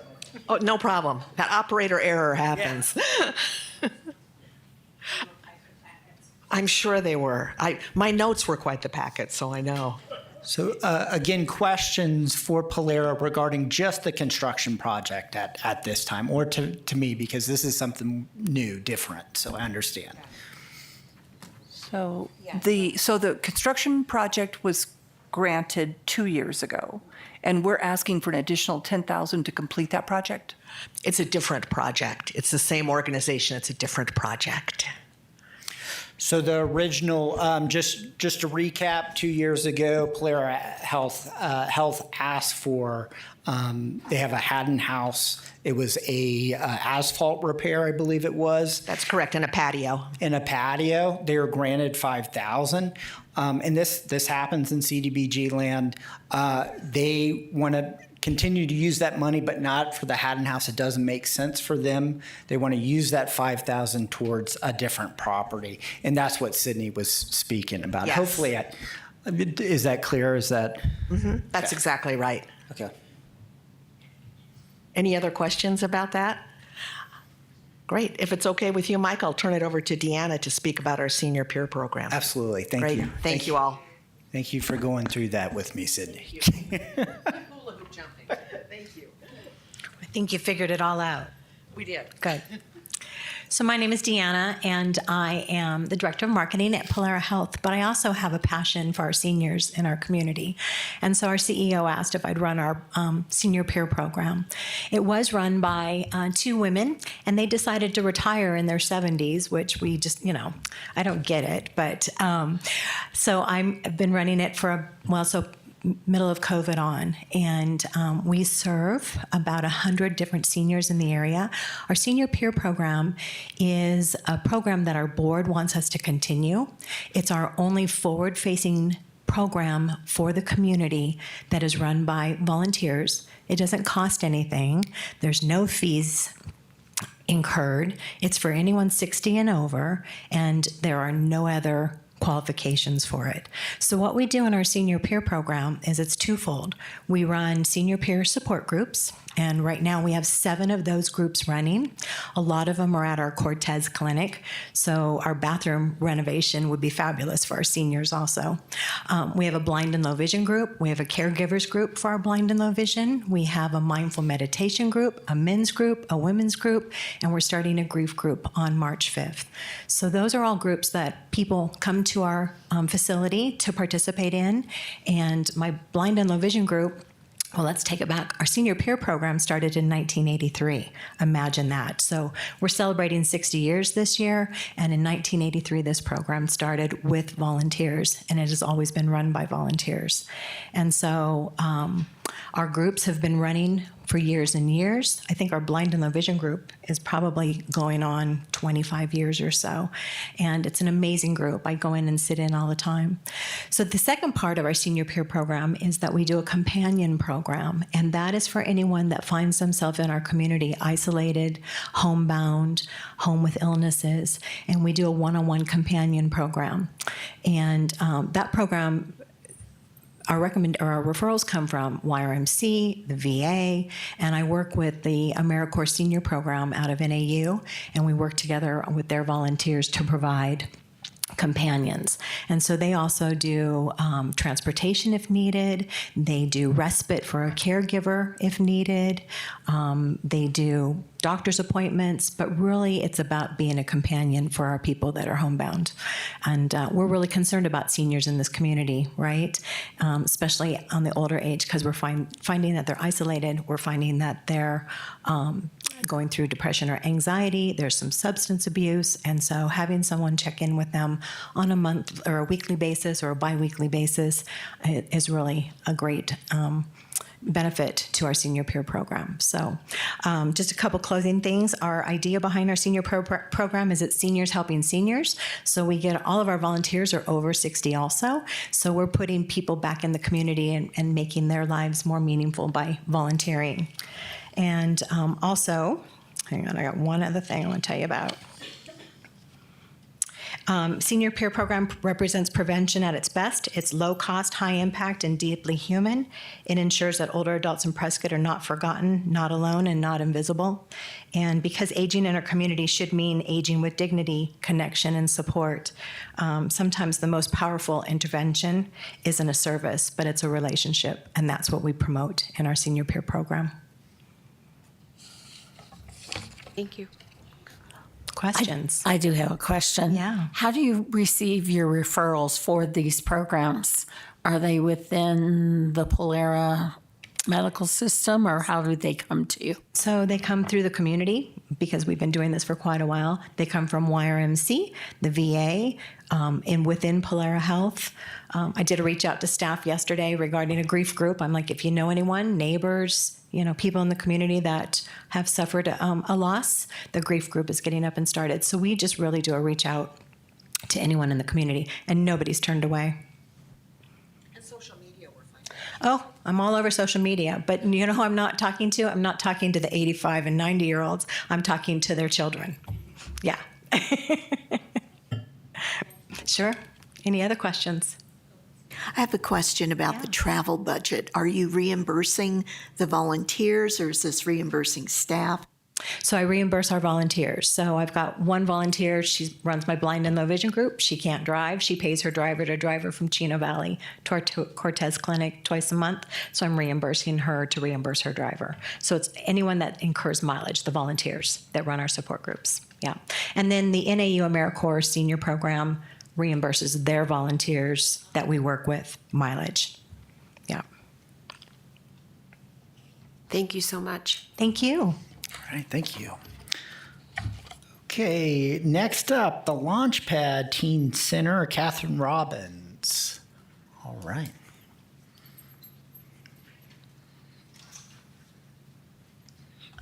Hello. Sorry. My name is Catherine Robbins. I'm the Development Director at the Launchpad Teen Center. And I'm here to talk about our All Access Pass program, after school snacks, and our food literacy program. We've requested $10,000. Oh, okay. It sounded like, okay. Sorry about that.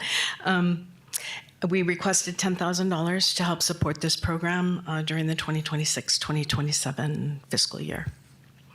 Currently, we're serving 417 teens through our drop-in programs at the Launchpad after school.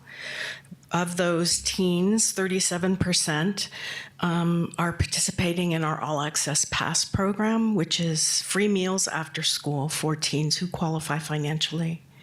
In addition, we serve free snacks to all teens who come to our drop-in program, and then we provide food literacy education to all teens who come to the Launchpad as well. So currently, this fiscal year, we have served 2,163 meals to 157 teens. And we anticipate that by the end of this current year, we'll have served between 3,100 and 3,200 meals to teens after school. I'm going to open it up for questions for you if you have any specific questions. Thank you so much. Oh, wow. Thank you. Okay. Salvation Army, Emily Reed, please. And again, if you just showed up, if you could sign in, it'd be much appreciated in the back of the room. Awesome, thank you.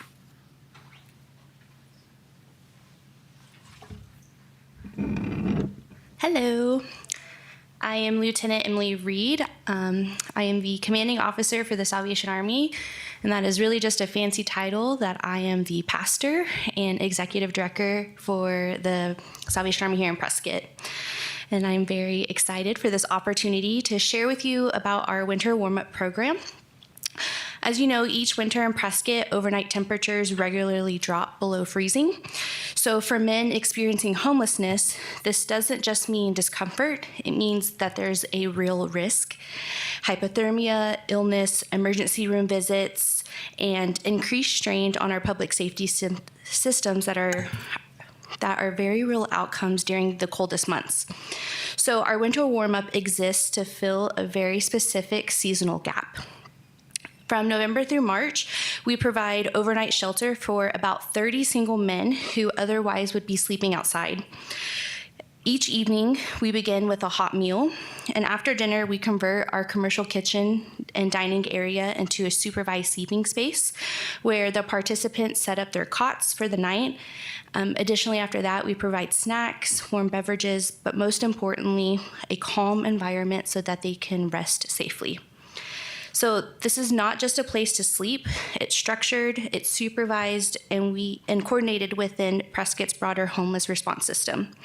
So we work very closely with CCJ and PASS to ensure that no one is left without options. If a man is unable to stay with us due to program guidelines, CCJ provides overflow support, and PASS supports overflow needs for women. And together, we operate as a collaborative winter response network. We are requesting $10,000 in the CDBG funding under the low to moderate income limited clientele category. 100% of the individuals served meet the HUD's definition of presumed LMI as they are experiencing homelessness. So the funds will specifically offset our contracted overnight staffing that we have through a temporary agency. It'll help offset the cost for hot meals. Could I ask an important question for clarification? Yeah.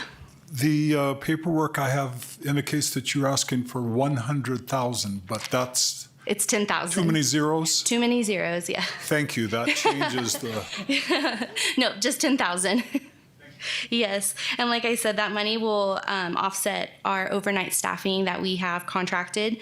It'll help with hot meals and our snacks, and then the additional winter utility and facility operating cost.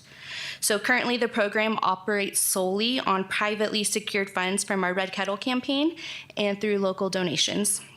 So we do not receive any other government funding for this effort. So this grant would support and strengthen our ability to continue offering safe and consistent shelter during the highest risk months. So we are able to reduce cold-related medical emergencies, decrease strain on law enforcement and hospital systems, and provide dignity and safety to some of our most vulnerable residents here. So winter warm-up is preventative, it's collaborative, and it's community-centered. And we're not just providing a bed for the night, we are protecting lives during the coldest season of the year. So thank you. Any other questions? Are you open tonight? We are. We are open every night from the first Monday of November to the last day of March. Thank you so much. Thank you. Thank you, Emily. Okay, we're moving pretty fast to your Village of Hope. Lindsay Chatham? All right.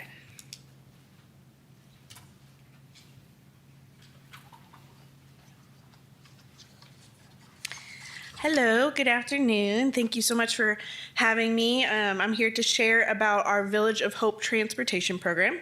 My name is Lindsay Chatham, and I get the honor and privilege to serve as the Executive Director of Village of Hope. And we're a nonprofit residential program who serves single mothers and their children in Prescott. And they're working towards stability and employment and long-term independence. So today I want to briefly share why transportation is one of the most critical barriers facing the women that we serve and how this program directly addresses that need. So since opening our doors in 2023, 64% of our residents have not had access to reliable transportation. Many do not own vehicles.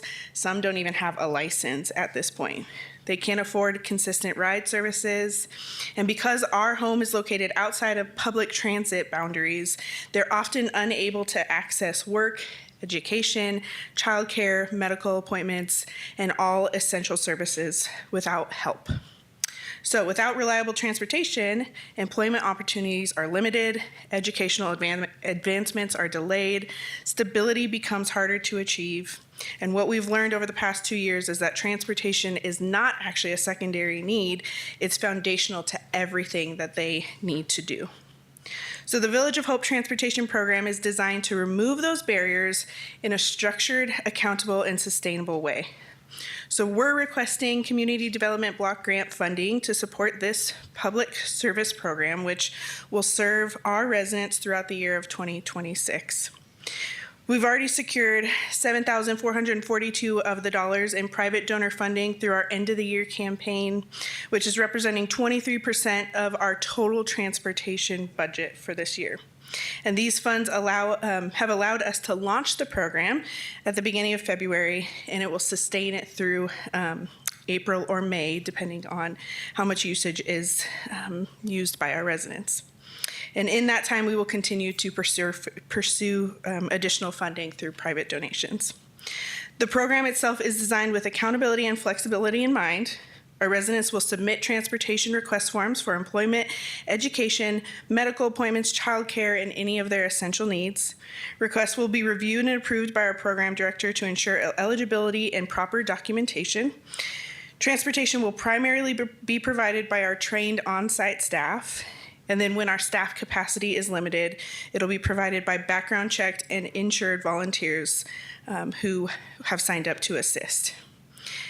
If neither are available, we will utilize third-party services such as Uber, Lyft, local taxi providers to ensure that there is never a gap in the services that we are offering to our residents. After each ride, everything is documented to track usage, monitor costs, and ensure compliance, with income eligibility being verified upon intake and continued throughout our program. Transportation may seem simple, but for the mothers we serve, it is the bridge between crisis and independence. It's the difference between keeping a job or losing it, between attending medical appointments or missing it, between progress and setbacks. And this grant will allow us to formalize and expand what we know is essential for our residents' success. So by investing in transportation, you're investing in employment stability, educational advancement, financial independence, and long-term self-sufficiency for women and children here in Prescott. Thank you so much for your time, your consideration, and your commitment to serve our community. Thank you. I have the question. Yeah. So in looking at your application, what I found missing was Prescott residents served is clearly stated. How many people do you think you're going to be able to serve with this funds? So our current house serves, we can house 4 women at a time. That fluctuates depending on each woman that we're serving. So we are a long-term program, so we always hope that we are not having a ton of turnover. But it's primarily at one time 4 women and the children that they have. And then through the year, as turnover happens, the additional women that come into our program. Mm-hmm. So is this a new program? It is a new program. So over the last 2 years, transportation has been one of the biggest gaps. And so at the end of last year, our team and our board were like, we have to find a way to kind of fix this, because we're just on a hamster wheel of our residents can't get off the hamster wheel because they can't get a job, because they can't get transportation, and childcare is an issue. And so we're just going in circles. So we sat down and created this program and then sought the funding to start it through our end of the year campaign. So it is brand new. We just launched it with our residents. It's working great so far. We just want to make sure that we can sustain it through 2026. Well, that kind of clarifies for me. We do have 3 transportation requests this year. And just my own opinion is it's a duplication or triplication of services. It's a different flavor. You have a different target group. But I recognize the need. Yeah. But it seems like if you folks work together, maybe you could put something together and get more done for less. Economy of scale. Thank you. Go ahead, Betsy. I have a question about how you established the budget. Are you doing this based on staff time and mileage reimbursement? It's solely based on staffing, really just paying for them. It's 25% of their job will go towards transportation. So 25% of those staff wages is what was used to make those numbers, along with fuel, insurance, the fees, and then maintenance. So just the normal. We do have a van that we own for the organization. So just making sure that that is still running, because that's the main vehicle we use for that. Yeah. Anything else? Thank you so much. All right, thank you. Okay, next up is Widows Might, Char Malone. Good afternoon. I want to first introduce you to Widows Might. Widows Might is the only organization that is 100% focused on widows within the Tri-City area. To our knowledge, we're the only one serving widows in the entire state. So that's a little bit of our overview. My name is Char Malone. I'm the co-founder, CEO of Widows Might. And we currently have 43 residents that live within Prescott. We serve Mayor, Dewey, Prescott Valley, Palma, Chino, actually Flagstaff, and Prescott. Our advisory council has a total of 61 years of experiencing widowhood. Seeing that as valuable as it might be, it is not enough in extreme cases. Knowing also normal grief takes time and is unique to each lady's situation. Knowing that these following things would occur: loss of future dreams and loss of income, a departure of circle of friends, identity adjustment, anger, and brain fog. These are just a few of normal grief experiences. What we have seen, there are some very extreme situations that we have no ability to address, so have contacted a licensed contractor, counselor to address these. They would include someone that had some anger management problems, somebody possibly that had some back abuse problems, and death through suicide or murder. And so these are addressed by a counselor. We triage a questionnaire to expedite that service, to cut down as much as 2 visits. And currently we have been providing that service on our own. We're seeking $1,500 to service 3 ladies in Prescott. Thank you for your time and consideration. Questions? Thank you. All right, we are ahead of schedule here. Yavapai Exploration and Science of Prescott, or YES, Amanda Voss. Hello, everyone. Oh, I'm really loud. I'm sorry, teacher. My name's Amanda. I'm the founder and executive director of YES, and we are a 501c3 nonprofit working to bring STEAM education opportunities to Yavapai County, but specifically to Prescott. So STEAM is science, technology, engineering, art, and math. The program that I'm bringing to you guys today is my STEAM lab at the library. So I have partnered with Prescott Public Library to bring free STEAM education to second graders through 5th graders. We've been running this program since September of 2024, since we were first established. In that time, we have serviced 340 children and taught them invaluable STEAM education. Through STEAM, you can learn critical thinking, problem solving, and peer communication and collaboration. Our STEAM labs are hands-on science and engineering experiences that are aligned with educational standards. They help to develop those critical thinking skills and also are multi-generational. Parents and grandparents have stayed and worked with their children to complete the activities. Do you have my slides? Oh, I'm sorry. Sorry. I am sorry. That's okay. So here's just some of the activities we've done. So this is making a candy dispenser, but here you can see girls working together, solving problems, and just peer collaboration, which we don't get a lot of opportunity to do with our youth. So why the CDBG support matters is it will keep our program free and accessible to the families that patronize the library. We see a lot of different, very diverse socioeconomic backgrounds that come through the library, and we're able to service them for free because of our funding right now, but we want to be able to sustain and grow that program.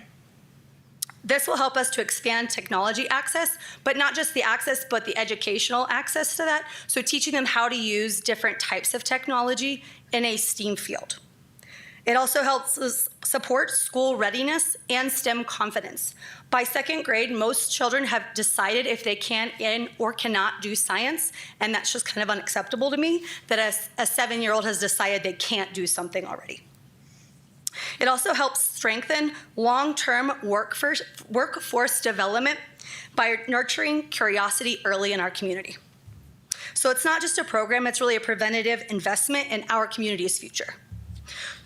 So that's really all I have for you guys today, because I have some, you can add the slides, but there's just some more pictures. We have served 330, actually the numbers have gone up, we had another program, but 330 community members have been served. We've also been able to expand into Prescott Valley and Chino Valley libraries with this program, but the numbers I presented to you are just for Prescott.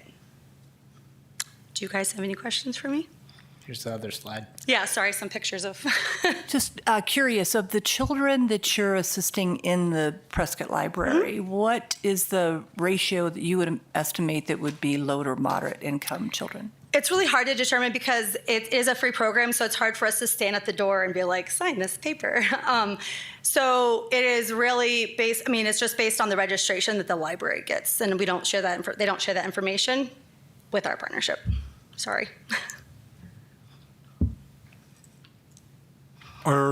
Is your group focused primarily on preschool children? You No. said second grade. So the Prescott Library, they want us to address a need with that age group, so they've done 2nd through 5th grade. Our organization works from birth to 18 right now with different programs that we give. So this specific program is 2nd through 5th graders. Thank you. All right, thank you. Oh, I'm sorry, really quick. There was a letter there just from the youth director of the Prescott Public Library, just as a letter of support for the programs that we offer and our partnership that we have. He brought it up last, so thank you. Should be in your folder. If you don't have it, I have it here. All right, we're good. I think 15, almost 20 minutes ahead of schedule. Next up is the Adult Center of Prescott. If Kathy McFadden is in, there she is, in the house.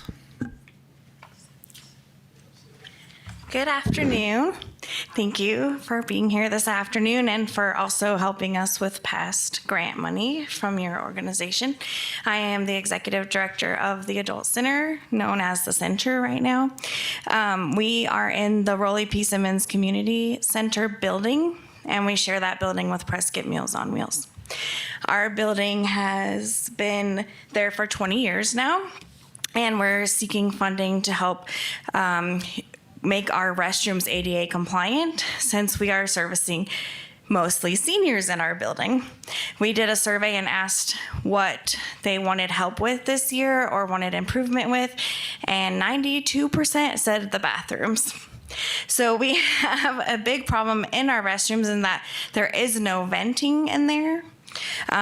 So we do not have proper venting. We also have a big problem with seniors opening the doors.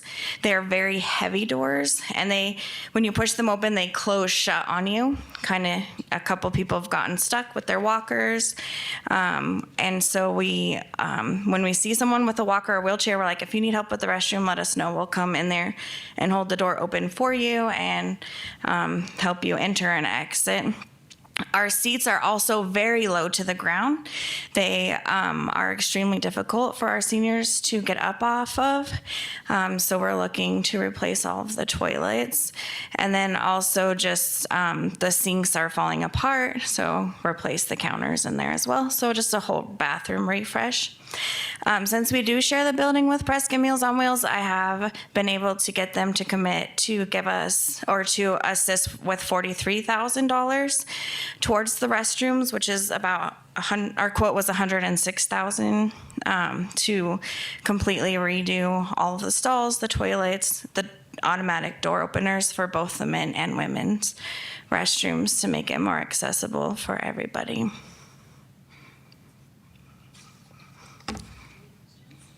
I have a question. This is John Paris. Application There you go. Application last year. Your type of organization you list as for-profit this year. We're a nonprofit. That's 501c3. Kathy, how many bids have you for that job? 3. Kathy, who owns that building? The city of Prescott. Why doesn't the city take this program on? Because they do repairs, general repairs, but they won't do a renovation. Kind of like with transportation, we have some problems that are across the board. And everybody's trying to comply with the restroom, including the city. But are you going to have, will the city design and be involved with specifications to make sure that if this money was spent on the improvements, that they totally comply? Because that ADA compliance can be really a slippery slope. Yes, they will ultimately have to do all of the approval of everything that we do and modify in that building. Will they waive costs for permits? I don't believe so. They might help cover those costs. That's a question I could ask. But since it's a different department, everyone has to pay each department separately. So, but I could ask them. And I don't understand this space well enough to know the answer, but aren't they required to provide an ADA bathroom for men and women in a city-owned building? So there is a handicap stall, which is what is meeting the requirement, and the doors are wide enough. It's just not practical. They're very heavy doors, and our seniors just are not capable of opening them. So, and they are not, they don't have to redo the restrooms now because it's not a new building. So it's based on what the code was when it was built. And it's been 20 years, so. My thought immediately goes to installing new hinges on those doors with a push, that you would push it and that it would open the door for you. Was that looked at in lieu of a complete, I mean, I can see the toilets, honestly. I mean, you have probably, 20 toilets in those 2 bathrooms? Yeah, a little less. And then I can see where if you installed new hinges on those doors to make it, I mean, I actually think the bathrooms, I've been in there many times. I didn't feel like they were old or, We do keep them in very good shape. We're very proud tenants of that building, and we take the best care of it together with Meals on Wheels. But they do get trapped in there. Also, we have to go in frequently and help people off of the toilets. They do sit very low. And we also could only do half of the restrooms. We don't have to do all the stalls, but this was to redo both bathrooms in its full capacity. The last question I'm going to ask is the ventilation. If this is a city-owned building and they're the ones who initially installed the ventilation or did not install the ventilation. There's no exhaust fans in there. Isn't it their responsibility? They said they're not required. One more of those silly questions, Kathy. If and I would suppose somewhere along the line, somebody's done a trip and fall in the bathrooms and had an accident report, who's responsible should someone be injured in there? We all are responsible, all 3 organizations. Thank you. Okay. Thank you, Kathy. Okay, the Agape House, Becky Mitchell.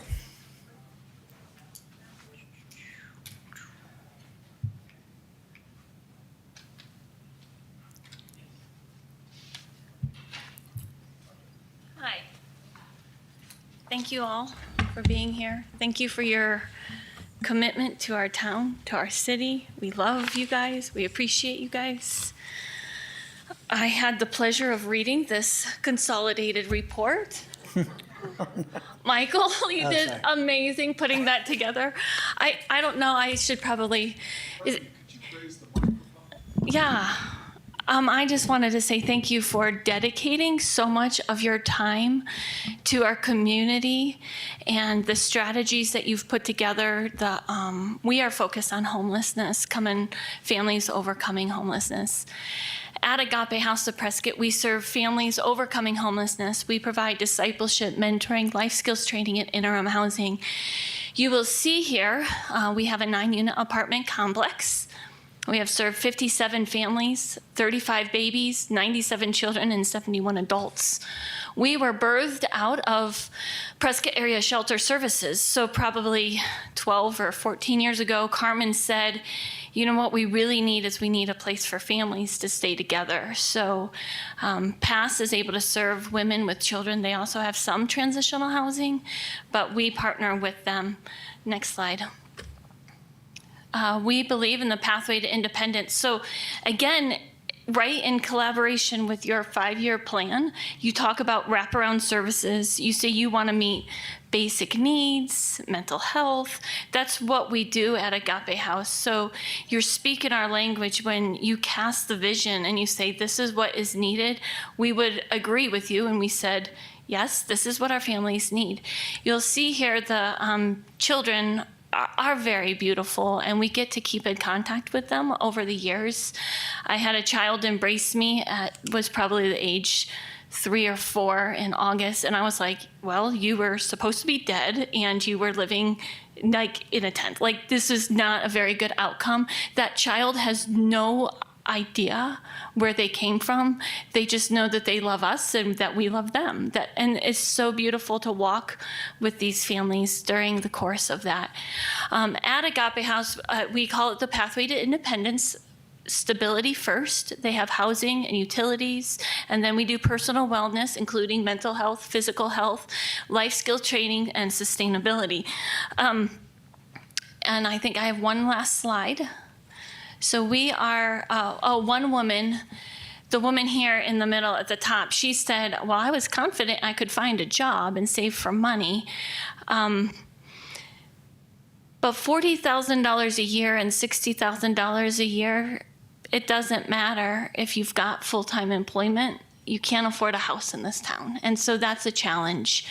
Recently, through the Arizona Town Hall the Missing Middle and Workforce Committee, they said it takes $30 an hour to find a place to rent, or you can work 74 hours a week. That is our population. That's what we're working with. The funds that we have requested from you today is, this is Ken. Ken, if you'll wave.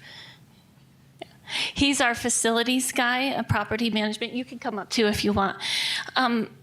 So we've prioritized, we are very grateful for you guys walking with us since probably 2016. I don't remember the original date, but we've done over $200,000 worth of renovations. The 9-unit apartment complex we purchased for $850,000. We thought it needed $150,000 worth of renovations. We're nearing the end of that, and we're prioritizing that. We've requested for $80,000, but that's everything we need, right? It could be over a 2-year period or a 3-year period. We also are asking other people for money too. So what is unique to Agape House is this is one of our really wonderful volunteers, and I want to brag on him just a minute. You don't know this, but you have given him maybe $2,000 or $5,000 over the years, and he's probably worth $40,000 worth of labor. And it's not just him, but it's his whole crew. They come out and they build us rivers. And I'll let you speak just a minute of what you do as a professional skills donated. And we do have about a minute left. So my group of 5, counting me, we did about a $250,000 job rerouting the water flow through the community, which was literally flooding the basements every time it rained because of where they sit. We did such a good job that the Arizona Shine radio station next door was getting flooded every time it would rain. So we built a water retention wall along the whole side of their property to drain the water to the drains that the city sent a traffic engineer to look at who had absolutely no idea of drainage. My group has committed to, could you grab that? Over the next year's time, we are going to build deck areas, excuse me, a basketball court, steps, walkways over the riverbeds, which are impassable right now. And all the funding for this is being contributed by my group, the 5 of us. We feel it's an honor to be able to do this. Our group consists of a U.S. Air Force retired lieutenant colonel. I'm a retired architect and investment advisor. We have quite an interesting group of individuals, and we show up 1 or 2 days a week, and we work 4 or 5 hours because we're old, and by then we're done. So anything we can do to help. And that is time, guys. Okay. He does his work at half of the cost. Same thing, same story, right? Okay, thank you. Oh, Any questions? Questions? Yes, I have a question. Debbie's have we? Debbie, thank you. So I'm looking at the packet that you sent. Yes. And it has the bid sheet and it has projects. Yes. 1 through 9. Yes. Is this part of that project list? So it's a long list. Okay, it's $80,000. And then, for example, this 2 weeks ago, this guy here was going to put in ventilations for our bathrooms. And we said, well, hold on a minute. We don't have any money. We're waiting for the money to come in July. We caught fire in the bathroom. So the fire department came out and they said, you need to change those tomorrow.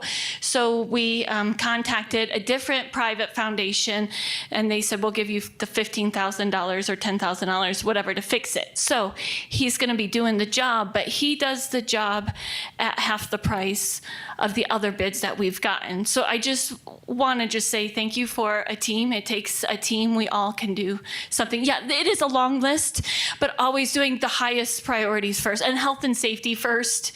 And then this guy here, he helps with the mold, so we don't want our families to have mold. Okay, so I'm going to go back to my question. So this list was developed a while ago. This isn't your current list. It is a current list. Ken wrote that list in like November through December. Really?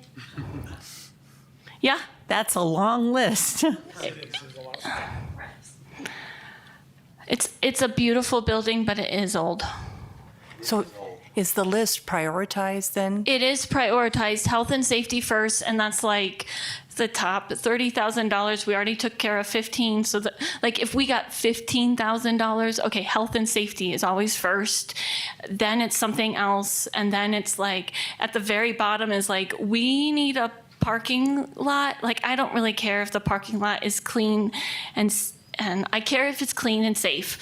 I don't care what the parking lot looks like, but at some point that does need to be addressed. So definitely prioritized over a 2 or 3 year period. Thank you, Ginger. And if I could say something on our end, administrative end, the more the better, because things do change with these big renovations. So it is appreciated from a CDBG administrative period or perspective to have a big list to work with if something doesn't, if things change. Yeah, and there have been other years where it was like, this is what we're going to do for 2 or 3 years. That way you don't have to keep regurgitating yourself.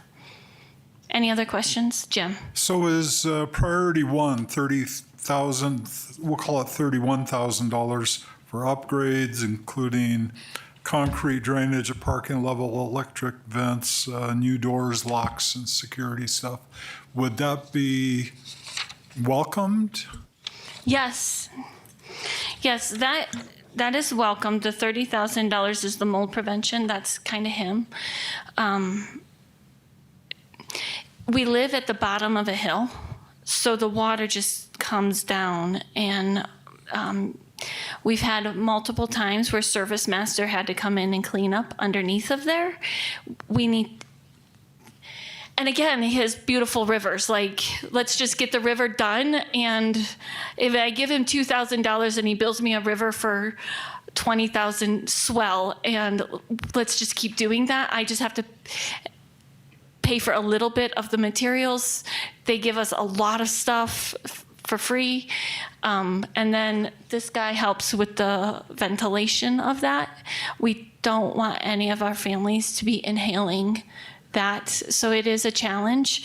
Go ahead. So if I can explain, the underneath of these buildings had crawl spaces, and there's a mountain on this side and a mountain on this side, and all the water ran in there, and they had 3 foot of water underneath the entire buildings, which we had to pump out. Well, there's no light, water, no light, mold, and the apartments are on top of it. So it created a very hazardous situation. So the water issue's been handled. It took us a year. Volunteer, low cost, but the mold issue is not, and it's not going to go away on its own. I'm sorry, Becky. So the remediation then for the mold, what does that look like in dollars, and what does that look like in time? You have that.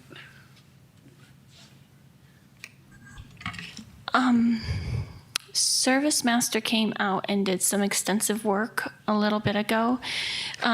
So this is going to be $7,000 worth of ventilations, and that's him.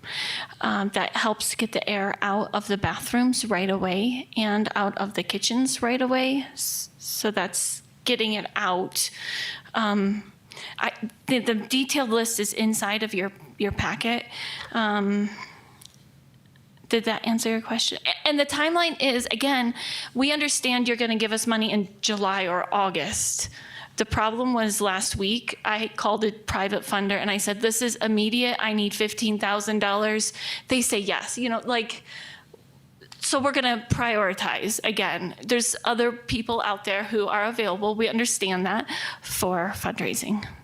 My question then would be, is the ventilation that you're putting in for the bathrooms and things like that is great, but what about ventilation from underneath in the crawl space? Oh. But most of that's been taken care of for the most part, as far as that part's concerned, under there. Oh, if you could speak in the mic. Okay. If you could speak in the mic. Most of that's been taken care of under the buildings already, between what he did and between what he also did too. So a lot of it is taken care of.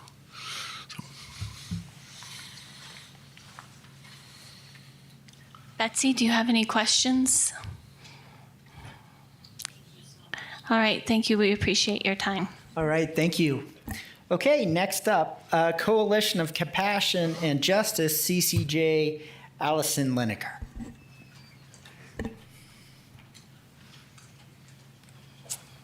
Good afternoon. My name is Allison Lineker. I'm the Executive Director of the Coalition for Compassion and Justice.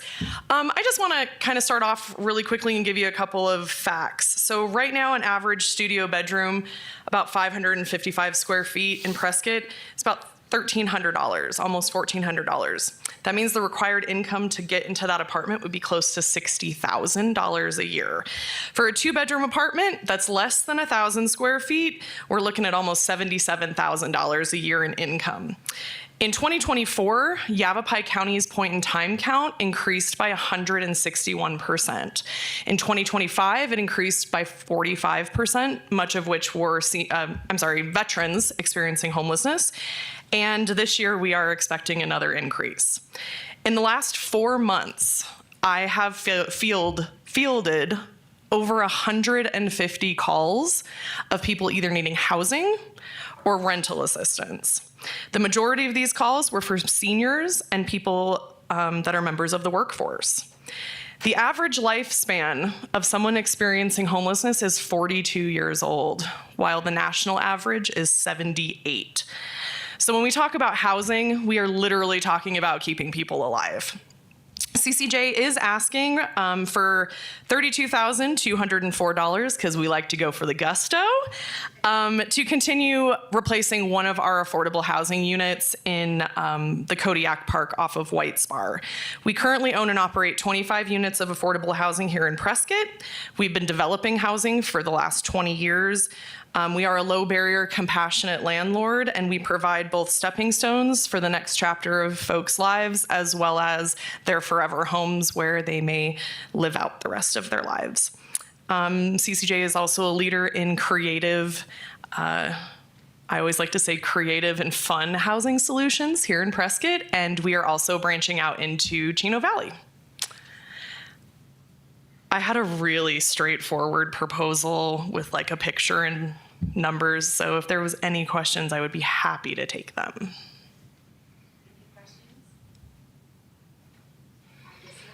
You are very welcome. Thank you. All right. Thanks, Alice. Yeah. Okay, we are moving fast. NASCARE is next. Ashley Liker. Okay. All right. Thank you. And let it be noted that member Savioni, sorry, Debbie, Savioni recused herself from this presentation.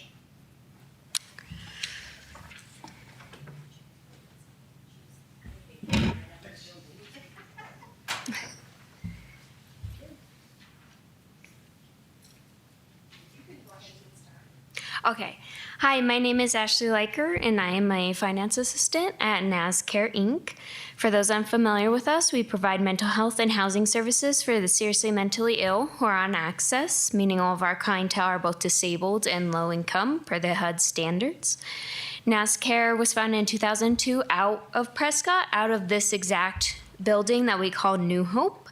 It's at the cross section of Copper Basin and White Spar. It's a giant mansion you'll see. And it's the building I'm presenting about today. The building is semi-historical, just to give an introduction. It was built in 1929 by the Savoinis and the Fornaras, two prominent families out here in Prescott. It's been passed through a few owners before our organization was founded out of it in 2002. Protecting this building is very important for protecting Prescott's amazing history. It's a century-old building, so it's vulnerable to weather damage, and it needs a new roof. If we were awarded community development funds, it would firstly go towards the new roof to protect it from future heavy rains. If we got the full amount, we would include renovating the drainage system and pulling out our flooded basement. Pictured on the presentation, you'll see how we spent the development funds given to us in 2023. We built a new deck and patio to further protect the building from any weather damage, as well as to provide another exit out the back in case of a fire emergency. We're hoping for over $60,000 to help us preserve this incredible building. That's an important part of Prescott's history and our foundation.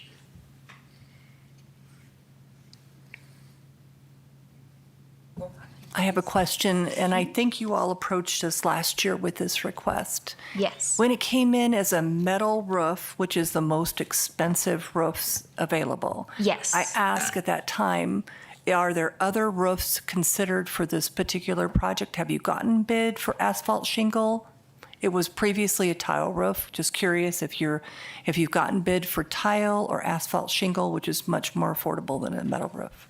I don't think we have, but if we got a smaller amount, we would, because the roof badly needs a replacement. So we would go looking for lower bids just to make sure the roof was replaced to preserve the building.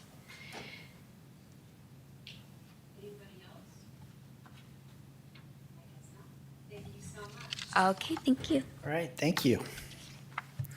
Okay, we're gonna wait until member Savoini comes back in here. Next up will be Prescott Community Cupboard Food Bank. Please don't start just yet, but you can come up to the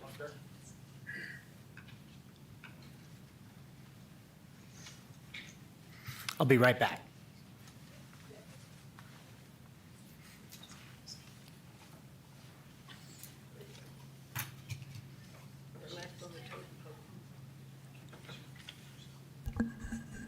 We're about still about 25 minutes ahead of schedule.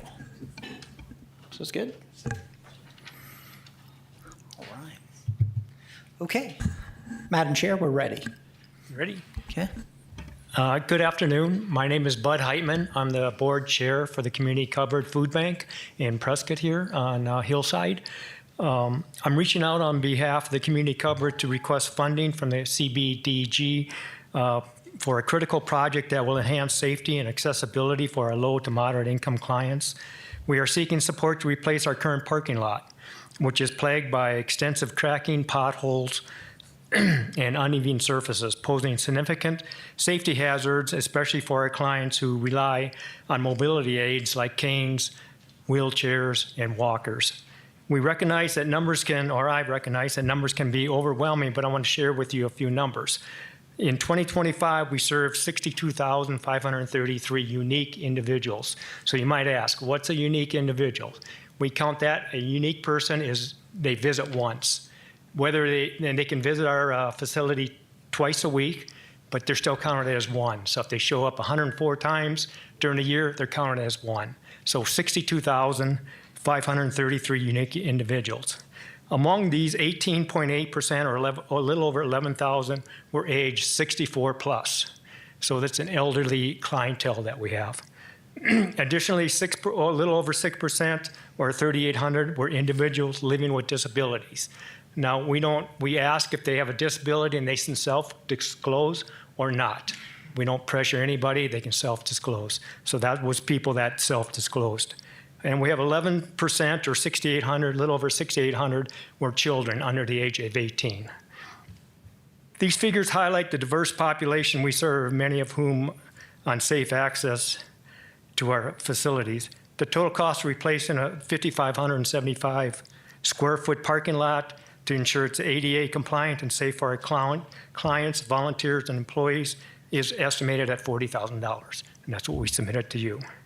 Investing in a new parking lot will not only improve safety, but also enhance the overall experience of our clients, ensuring they can access essential services without fear of injury.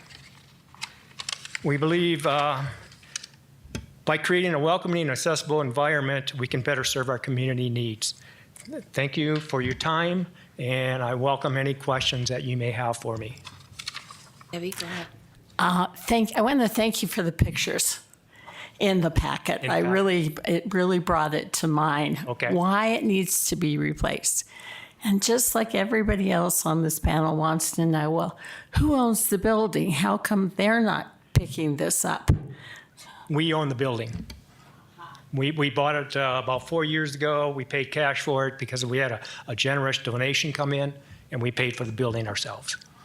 So we're responsible for maintenance. No problem. I was curious, your estimate, did you get estimate from paving contractors to do this work? Unfortunately, the time constraint we had, I could not get enough bids from contractors because they're pretty busy and they don't come. So we took the average of replacing a parking lot, which is, I believe, $4.50 per square foot, something like that. So that's what we use our estimate on. Okay, just a suggestion that I've seen work in other places is seeing, say in the spring or summer when the city's doing a major rehab project, see if you can approach the contractor and piggyback on their unit price. Yeah, great idea. So that is something I'll take away. Yeah, thank you. Any other questions? Yes. Real quick, the 62,000 plus that you served, how many of those are in the city of Prescott? Are they all?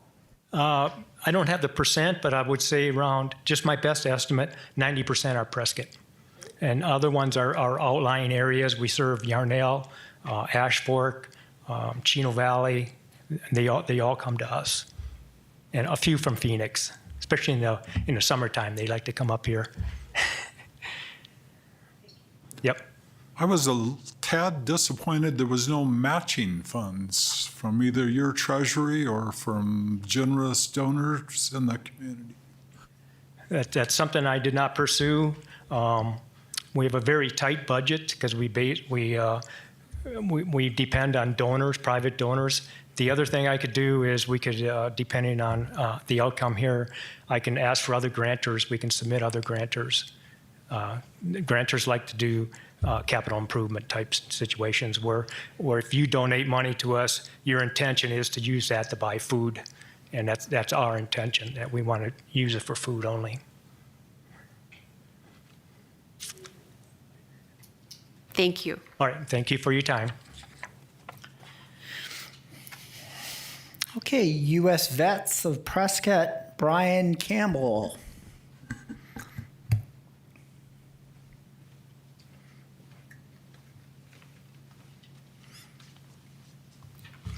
Good afternoon, board members. My name is Brian Campbell. I'm the executive director for U.S. Vets here in Prescott. And I'm asking for $71,000 to purchase key card access for the rooms that we have on our transitional housing facility, as well as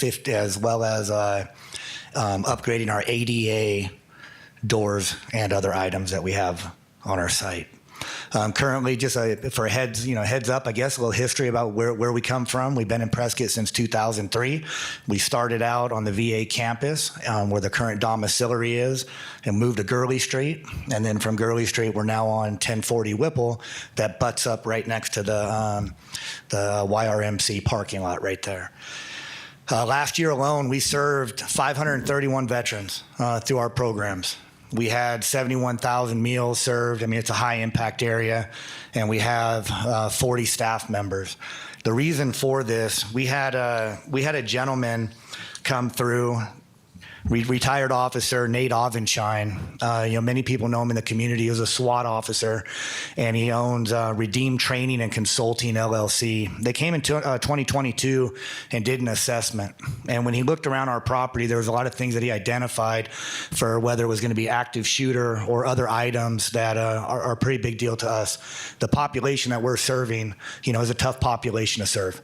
When you're looking at veterans that are experiencing homelessness, and 10 years ago, we were at 30% of the homeless population were veterans, and now we're at 10. Well, the problem with that is the 10 that we're serving now have a higher acuity and needs than the 30 and combined.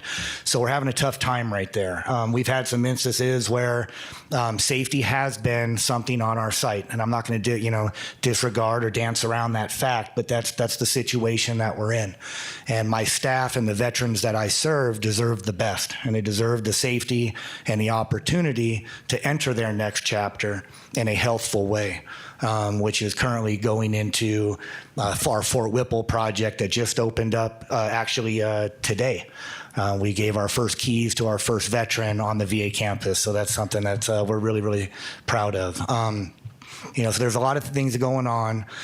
I'm humbled to be here. I listened to what everybody else had to say. I know I'm one of the last, and everybody's worthy of everything that you do for our community. I just ask that I could be a small part of that. If it can't be the ADA or the full security, then I understand. If there's some way we can piecemeal this together, it'd be great. I have roughly $10,000 in matching funds that I can help with this project. The reason why we did not go forward in 2022 with the bid that we got, prices were just too high. And we finally got these prices, and we're in the ballpark, I feel now, where we can make this happen, and it could increase the safety for our staff and veterans. And if I can open it up to questions, I'd love that. So on your budget, there are two amounts. One, one's for 56.5, and the other's for 15,000. If we were to give you partial funding, would you want money for like the 15,000, or do you want us to work on the 56,000? Gracefully, I would take anything. But to answer your question directly, the 56,500 is what would provide our 28 units to be retrofitted with the security system necessary. The 15,000 is the same company, but they would be also doing the work for the ADA upgrades that we would have for our doors, main doors, bathroom doors, and such. I don't want to say or lean that ADA isn't important. I don't want to lean that way, but the safety of the veterans and the staff is a priority to me over the ADA upgrade. Thank you. Thank you, ma'am. Your application said 0 matching funds, but you actually do have 10. Yeah, we just got a donor, and we have 10, which is unrestricted funds, and those are hard to come by. It's not in a restricted account. So as we've maneuvered through this fiscal year, we're really getting things as tight as we can and dialed in, but we have a little wiggle room to definitely help out for that. And I can also utilize that $10,000 to go towards the 15 and try to find another $5,000 opportunity somewhere else as well if I had to. That was my question. So if there was a partial award towards the rekeying, what is your plan for additional funds to see that happens? Repeat that one more time, Ms. Ginger. If you received a partial award for the rekeying, what is your plans to acquire the additional funds so that you see that does happen? So let's say it was only $45,000 instead, or $46,000 instead of the $56,500. I would utilize that $10,000 to go towards that project, just for the rekeying of, and also if I can add, that system is a very unique to us anyway. It's not a regular motel type system. We have 3 veterans that are in each room, and each veteran gets their own key card. So if there's a veteran that goes out and there's a situation that arises, I can shut that off independently without ruining or disenabling the other 2 veterans' keys for that room. And I also have an opportunity, if there was an active shooter, to manually shut down all the rooms as well. And the other thing that we were going to do with this too, per the plan, was to give the Prescott Police Department an opportunity to work with us, because we've already upgraded full camera systems, doors behind, locks behind the doors in case someone was in the hallways. The staff can close their doors, put a big bar, and then we also have doorbells underneath. If the staff member is meeting with a veteran and things get a little chaotic, they can hit the help button and it alerts us outside, and then we come together as a team to support that team member. So we have really done a lot of different upgrades. This is really the final step to complete this process. Are your residents allowed to have firearms? They are not, no ma'am.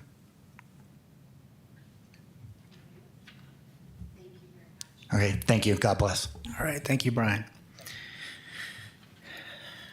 Okay, next up is USA Housing, Inc., Mr. Chris Fergus.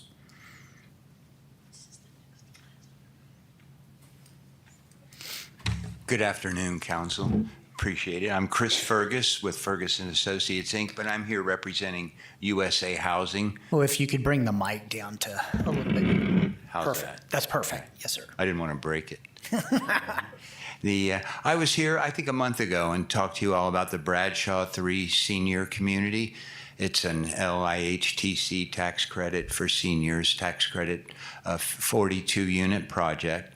And they're competitive awards, these projects. They come out every year. The state issues an allocation plan, and it's all based on points. There's different categories, and one of the categories this time, and they're extremely competitive. So if we don't get points in certain categories, we're just not competitive with the people in other cities that may get points for certain things. And one of the categories was a $50,000 commitment from the permitting agency or municipality to go toward building permits and impact fees. And I think at that meeting I was asked, would a grant work? And at the time I didn't know, but it turned out I worked with Mr. McInnes and the owners, and it does appear that I think a grant, a $50,000 grant, would check that box. And without that, this project wouldn't be competitive. And it is the last phase in a affordable housing development of a total of 186 units. This one is 42, and it is a senior project. It's age restricted, and it'll remain that way for a minimum of 50 years. I have your slides up if you. This is just a site plan. Okay. Then I think you all have some additional information. I think there was some rent information of how the rent is based. And I think that's a unit floor plan. They all are one-bedroom units. And I think they're around 725 square feet. Is that correct, Patrick? 735 square feet. So they're nice units. You know, it's a nice building. It's a nice campus. I don't know if you all have seen the Bradshaw campus, but there's 2 other senior phases and a family phase of all affordable housing. It was designated an affordable housing campus many years ago, and we've made several attempts to submit this to the state for a tax credit award, but it just hasn't been favorable. The allocation plan has not been favorable for Prescott to get an award, but this year it does appear favorable, and we have a pretty good scoring project, but without this grant and this assistance, we would not be able to do the project.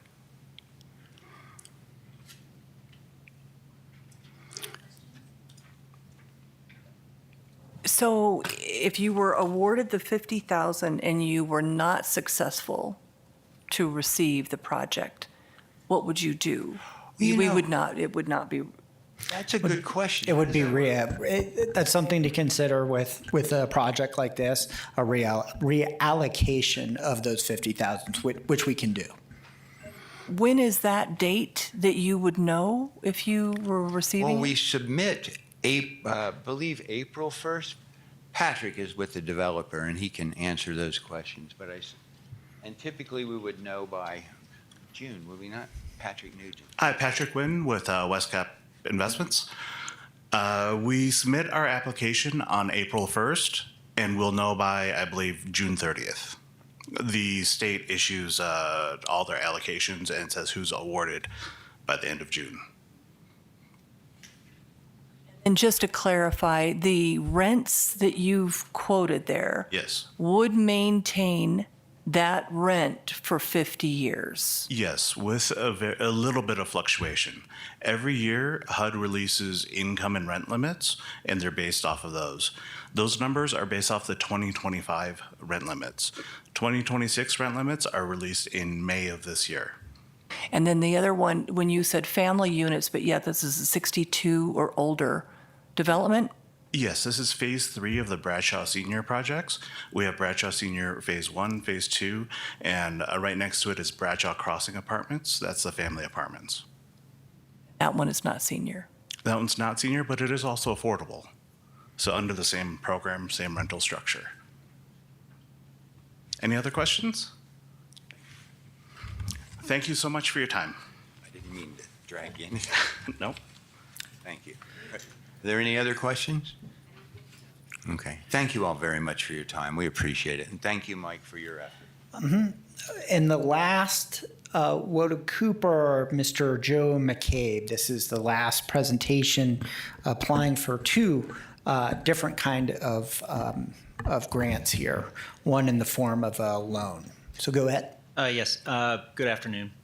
Joe McCabe here, Senior Vice President of Development with Woda Cooper Companies. Our request is a little larger. Our request is a little larger than some of the others, but our project is substantially larger than I think everything you've looked at so far today.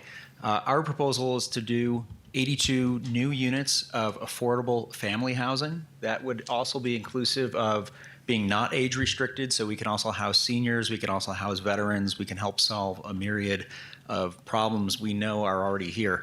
I don't need to reiterate a lot of the statistics you've already heard. You've heard how high rent is. You've heard about the housing demand from many of the other groups up here. And there's still this crisis out there that even if we build these 82 units, we are addressing less than 2% of your actual demand. That's a documented market study demand that we have. Over 4,000 people in your community are suffering from an issue where they're spending more than 30% of their income on housing, and that's a real crisis. And with that, the only way to really solve it is to produce more housing units. We are also seeking low-income housing tax credits at the state level. It is a 1 in 3 chance of success, and that is very important to know.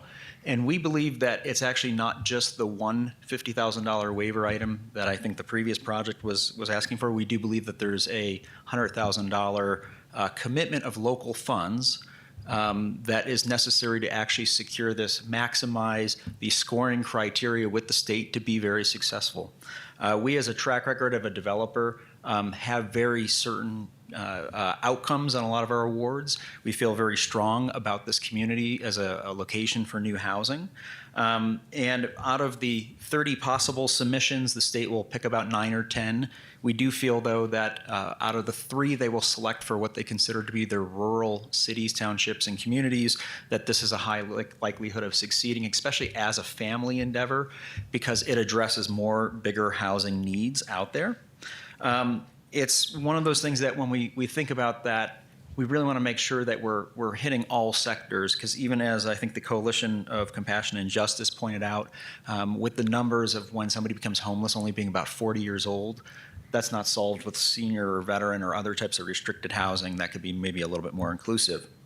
Our project itself, out of the 82 units, I won't reiterate what's on the slides for you, but addresses people who have a tier of incomes from 30 to 80% AMI, with rents ranging as low as $390 to $485 on 1, 2, and 3 bedroom units. So we've got some pretty low rents. You can see why, as a developer, we're asking for this request. Overall, our project, we're preparing to make a $25 million investment with this project. And the request we're asking for is less than 0.1% of our overall budget. And that is, again, it's for a competitive piece, but we are making a pretty substantial investment. And when you break that down on what that looks like per unit, that's a $1,200 investment per unit that's going to guarantee a project that we maintain as being affordable for 60 years. Now, Woda Cooper, we've been in business since 1990. We don't sell off any of our assets. We are an affordable housing developer that builds, holds, and operates. We also manage. And with that comes that we have never actually divested ourselves from anything in our portfolio to convert it to anything else after those restriction periods have held up. We are for-profit as opposed to nonprofit, but we do partner with a lot of nonprofits. In fact, we're speaking with some about some supportive services right now in the community. We are also our own general contractor. We don't perform any work, but that's our for-profit component, is we're a builder of these and a property manager. Overall, though, the representation of the dollars and cents, though, is not just $1,200 per unit. It's as little as $340 per person if there's 288 people in this development. If all the units are completely full, the bedrooms are maxed out to capacity. So from our standpoint, this is a very worthwhile investment. It's an ideal location. It's, amongst a lot of areas of, it's in the area of town where you've got a lot of workforce opportunities on that north side and that retail corridor. There's a lot of job growth and opportunity there. It's putting housing where there's a housing need, where jobs and housing really make sense, blended together, puts people very close to their jobs. And I won't reiterate or restate any of the high rent numbers that are already out there, but definitely our... 1 minute. Okay. Our rents definitely really help deal with the crisis of people as low as 30% AMI. I welcome any questions you might have. We are proposing a green certified building. Most of our portfolio is developed now in green capacity these days. And so this would also be an NGBS green certified building, like most of our new developments are. We have committed to that. And that also helps save tenants on utilities. That's a very critical thing. While they're not just paying money for rent, they're also paying for utilities, and we want to make sure that those utilities are also the lowest possible number they can be. And by making green architecture, we're going to keep that low. I'd open up to any questions. How long will the rent stay low? Do you have We have an initial commitment of 60 years, 60. Yes. Well, it looks like you're... Well, first of all, let me say you have an impressive portfolio. Thank you. I was taken and surprised. And you, sir, you're from Columbus, Ohio? Is that your address? Columbus, Ohio. I actually fly around and work in 4 different states, and we have a whole team of people supporting us. This is a growth area for us. This will be the farthest sort of south and west at the moment. We're already in Texas in a few endeavors yet that we've already started on and will be operating soon as well. But for us, it's a very mission-driven firm. And as our original founders have continued to transition the company into an employee-owned company, we're an employee-owned company now. It's been very critical for us that we're very passionate about what we do. We love what we do. Well, thank you. Do you own property? You cited a location, but do you actually own that property? We do not. You cannot purchase the property. That's a choice limiting action under HUD's rules. We have a purchase contract in place for this property. Yeah, so we have a purchase contract in place for this property. We cannot buy it until we would go through the HUD environmental reviews, but we do have that binding and in place.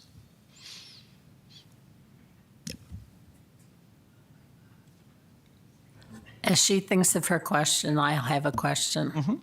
Because I'm a little confused about what the two sets of projects are. Could you explain that to me? What's for $50,000?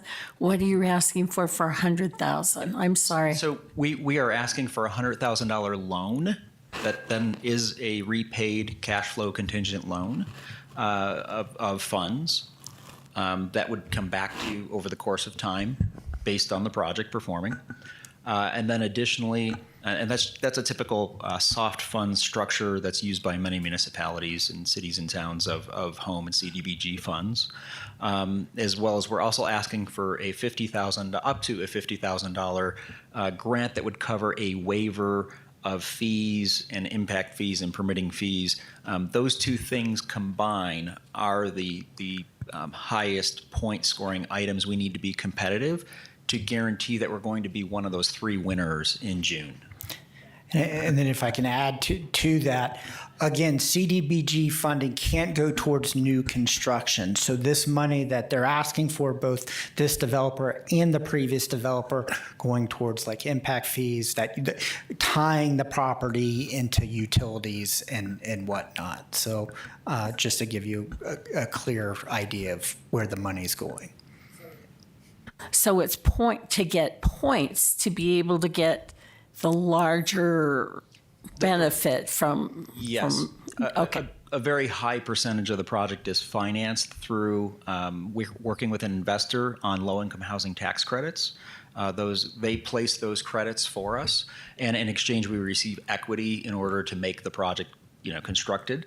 And we also then guarantee that it's owned and operated consistent with the rules of that program for the 60-year minimum. And then the loan would be paid back to CDBG. To the city of Prescott. So for that, again, this is something new for us. So and something that we can do. It would work as program income back in the CDBG fund. And the great part about that is you actually start being able to recycle that capital down the road into additional projects too as well. And then you're the builder? We are the builder as well, yes. We do not self-perform anything. We would be general contractor, maintain quality control, have a superintendent, project management, buyout, those components. All of the trades would be local. And then your success rate is? Extremely high. And you work with CDBG? We work in over 20 states, highly experienced in a lot of these types of funding. All of our portfolio at this point is all low-income housing tax credit driven. And what I can do for the committee, since this is new, is provide research information on where to go regarding the Arizona Department of Housing low-income housing tax credit program. So just, again, this is all new, so I understand if this is a lot, so. When you work with the city on these fees, $50,000, I would love to see the city acquiesce on some of these fees because it is providing an answer to one of our largest concerns here in the city of Prescott. Yep. Do you find, would you be working with the city permitting department on trying to achieve that and get those fees down so that we don't have to utilize the entire $50,000 for that? Absolutely, and anything that would not be utilized can then come back again to the program. Anything that we can put back into recirculating just makes these types of investments worthwhile for everybody.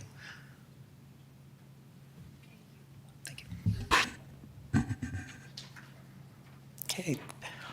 Madam Chair, that is it for presentations. We do have some citizens that would like to provide public comment with your permission. Okay, for those that like, Shay, if you'd like to. Good afternoon. Thank you for your service to our community. My name is Shay Richland, and I live at Bradshaw Senior Community.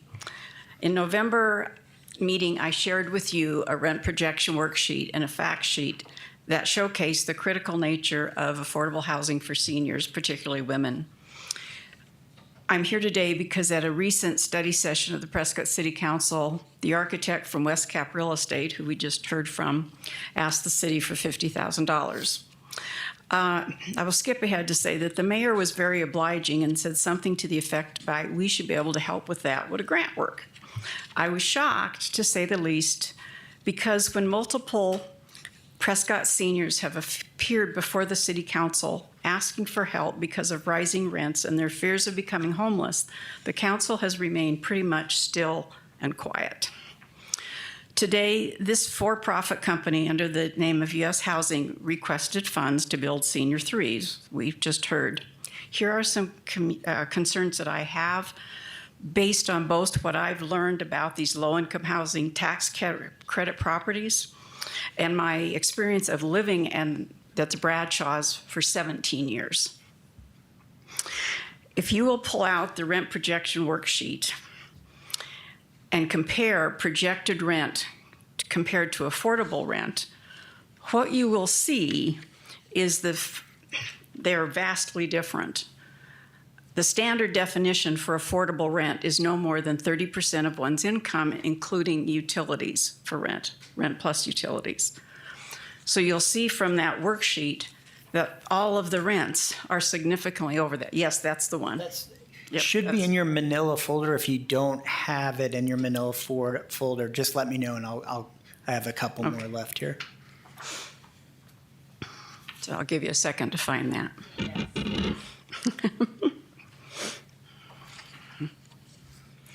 And it's a double-sided, and so there's two examples, two different tenants.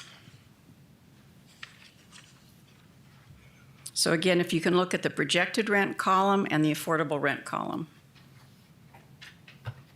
and you'll see what a difference, okay? So from my perspective, what I've learned about these types of properties is they're unaffordable out the gate day one, because most of them aren't offering the truly affordable at the 30% rate, and a lot of people are confused. The other sheet that I gave you has some stuff X'd out, looks like this, okay? Because most of the figures on there don't apply. Because most of the people are single. We only have a couple couples out of 92 apartments. We only have a couple couples. And so a lot of people get conflated when we talk about 30% being affordable, and then these 20, 30, 40, 56% AMI. They're two different animals. So I wanted to point that out. And on the examples, the two-sided sheet that I sent you, both examples, these tenants are not only rent overburdened, but they're severely rent overburdened because they are paying 50% and up of their income for their apartments, okay? Now, tenants have experienced approximately, or the last few years, about a 10% rent increase each year. These are legal, according to West Cap's contract with the state, but they are untenable for the residents. Bradshaw tenants fear not having a home by the next rent increase or the next rent increase after that. They just can't afford these on their fixed incomes. It seems counterproductive and fiscally unwise to provide funds to a company that will continue a rent pricing scheme that is a serious threat to our most vulnerable residents in Prescott. From my perspective, the company is asking for funding from the city on one hand, while pushing residents out the door with the other hand, because those residents can't afford the rents. I think this is both outrageous and cruel. Lastly, these LIHTC properties like the Bradshaws and Canyon Run can elect to discontinue their low-income pricing model and start charging market rents at a certain point in time. And what that can mean is doubling of the rents if they go to market rate. I don't know if any of you were familiar with the LIHTC property out on White Spar, Canyon Run. They went to market rate. All of those seniors had to move out. I've been trying to track what happened to them. About another minute, Shay. That'll do it. But I found out that at least 5 women, senior women, ended up living in their cars when they left Canyon Run, and they ended up at Prescott Area Shelter Services. And that's only a temporary place. They can only be there 3 months. So for seniors to have to live under these financial stressors mixed with the uncertainty of whether they're going to have a stable home during their most vulnerable years in their 70s and 80s and above is just unacceptable. I've lived at the Bradshaws for over 10 years, and during that time I've seen a lack of attention to both landscaping and maintenance. Community washing machines remain broken for over a year, and parking lot lighting, a safety issue, being out for years. One tenant who asked to have a buckling carpet fixed, a safety issue, was told no, and if she didn't like it, she could move out. This problem resulted in a serious fall and her lying helpless on her floor for hours. So, at the very least, I asked the committee to include certain conditions, negotiate, if you will, before awarding fundings for LIHTC housing.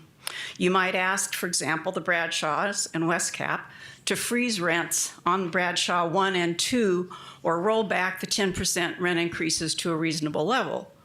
And this would keep many residents in their homes and prevent the city from adding to the homeless crisis. That's about time, Shay. Okay. Okay. Senior 3 could also be configured to include studio apartments.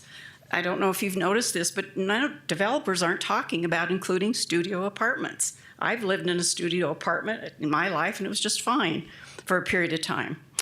Or you could ask that these developers have all of their apartments at the 30%, which is really affordable housing. So simply granting $50,000 to a company who's contributing to the housing crisis seems fiscally, socially, and morally unsound. Grant funds to a nonprofit developer might be a more sound financial option. Thank you. Thank you, Shay. We had another public comment.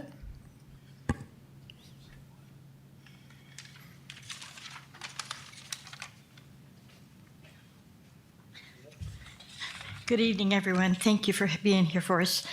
I'm also from the Bradshaw Apartments, and we're trying to see if we can get some kind of a grant to help us with our rent, because when I moved in 3 years ago, I was in there 3 months when they went up $69 on my rent. And I tried to complain about it, and they told me, there's the door, you know.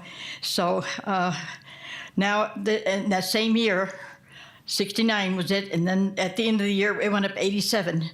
And I'm on a low income, and I'm supposed to be 40%, but I'm doing 50%. So I think next year, maybe if I'm lucky and they have another year, I'm going to have to be on the streets again, which I was a year and a half on the streets already.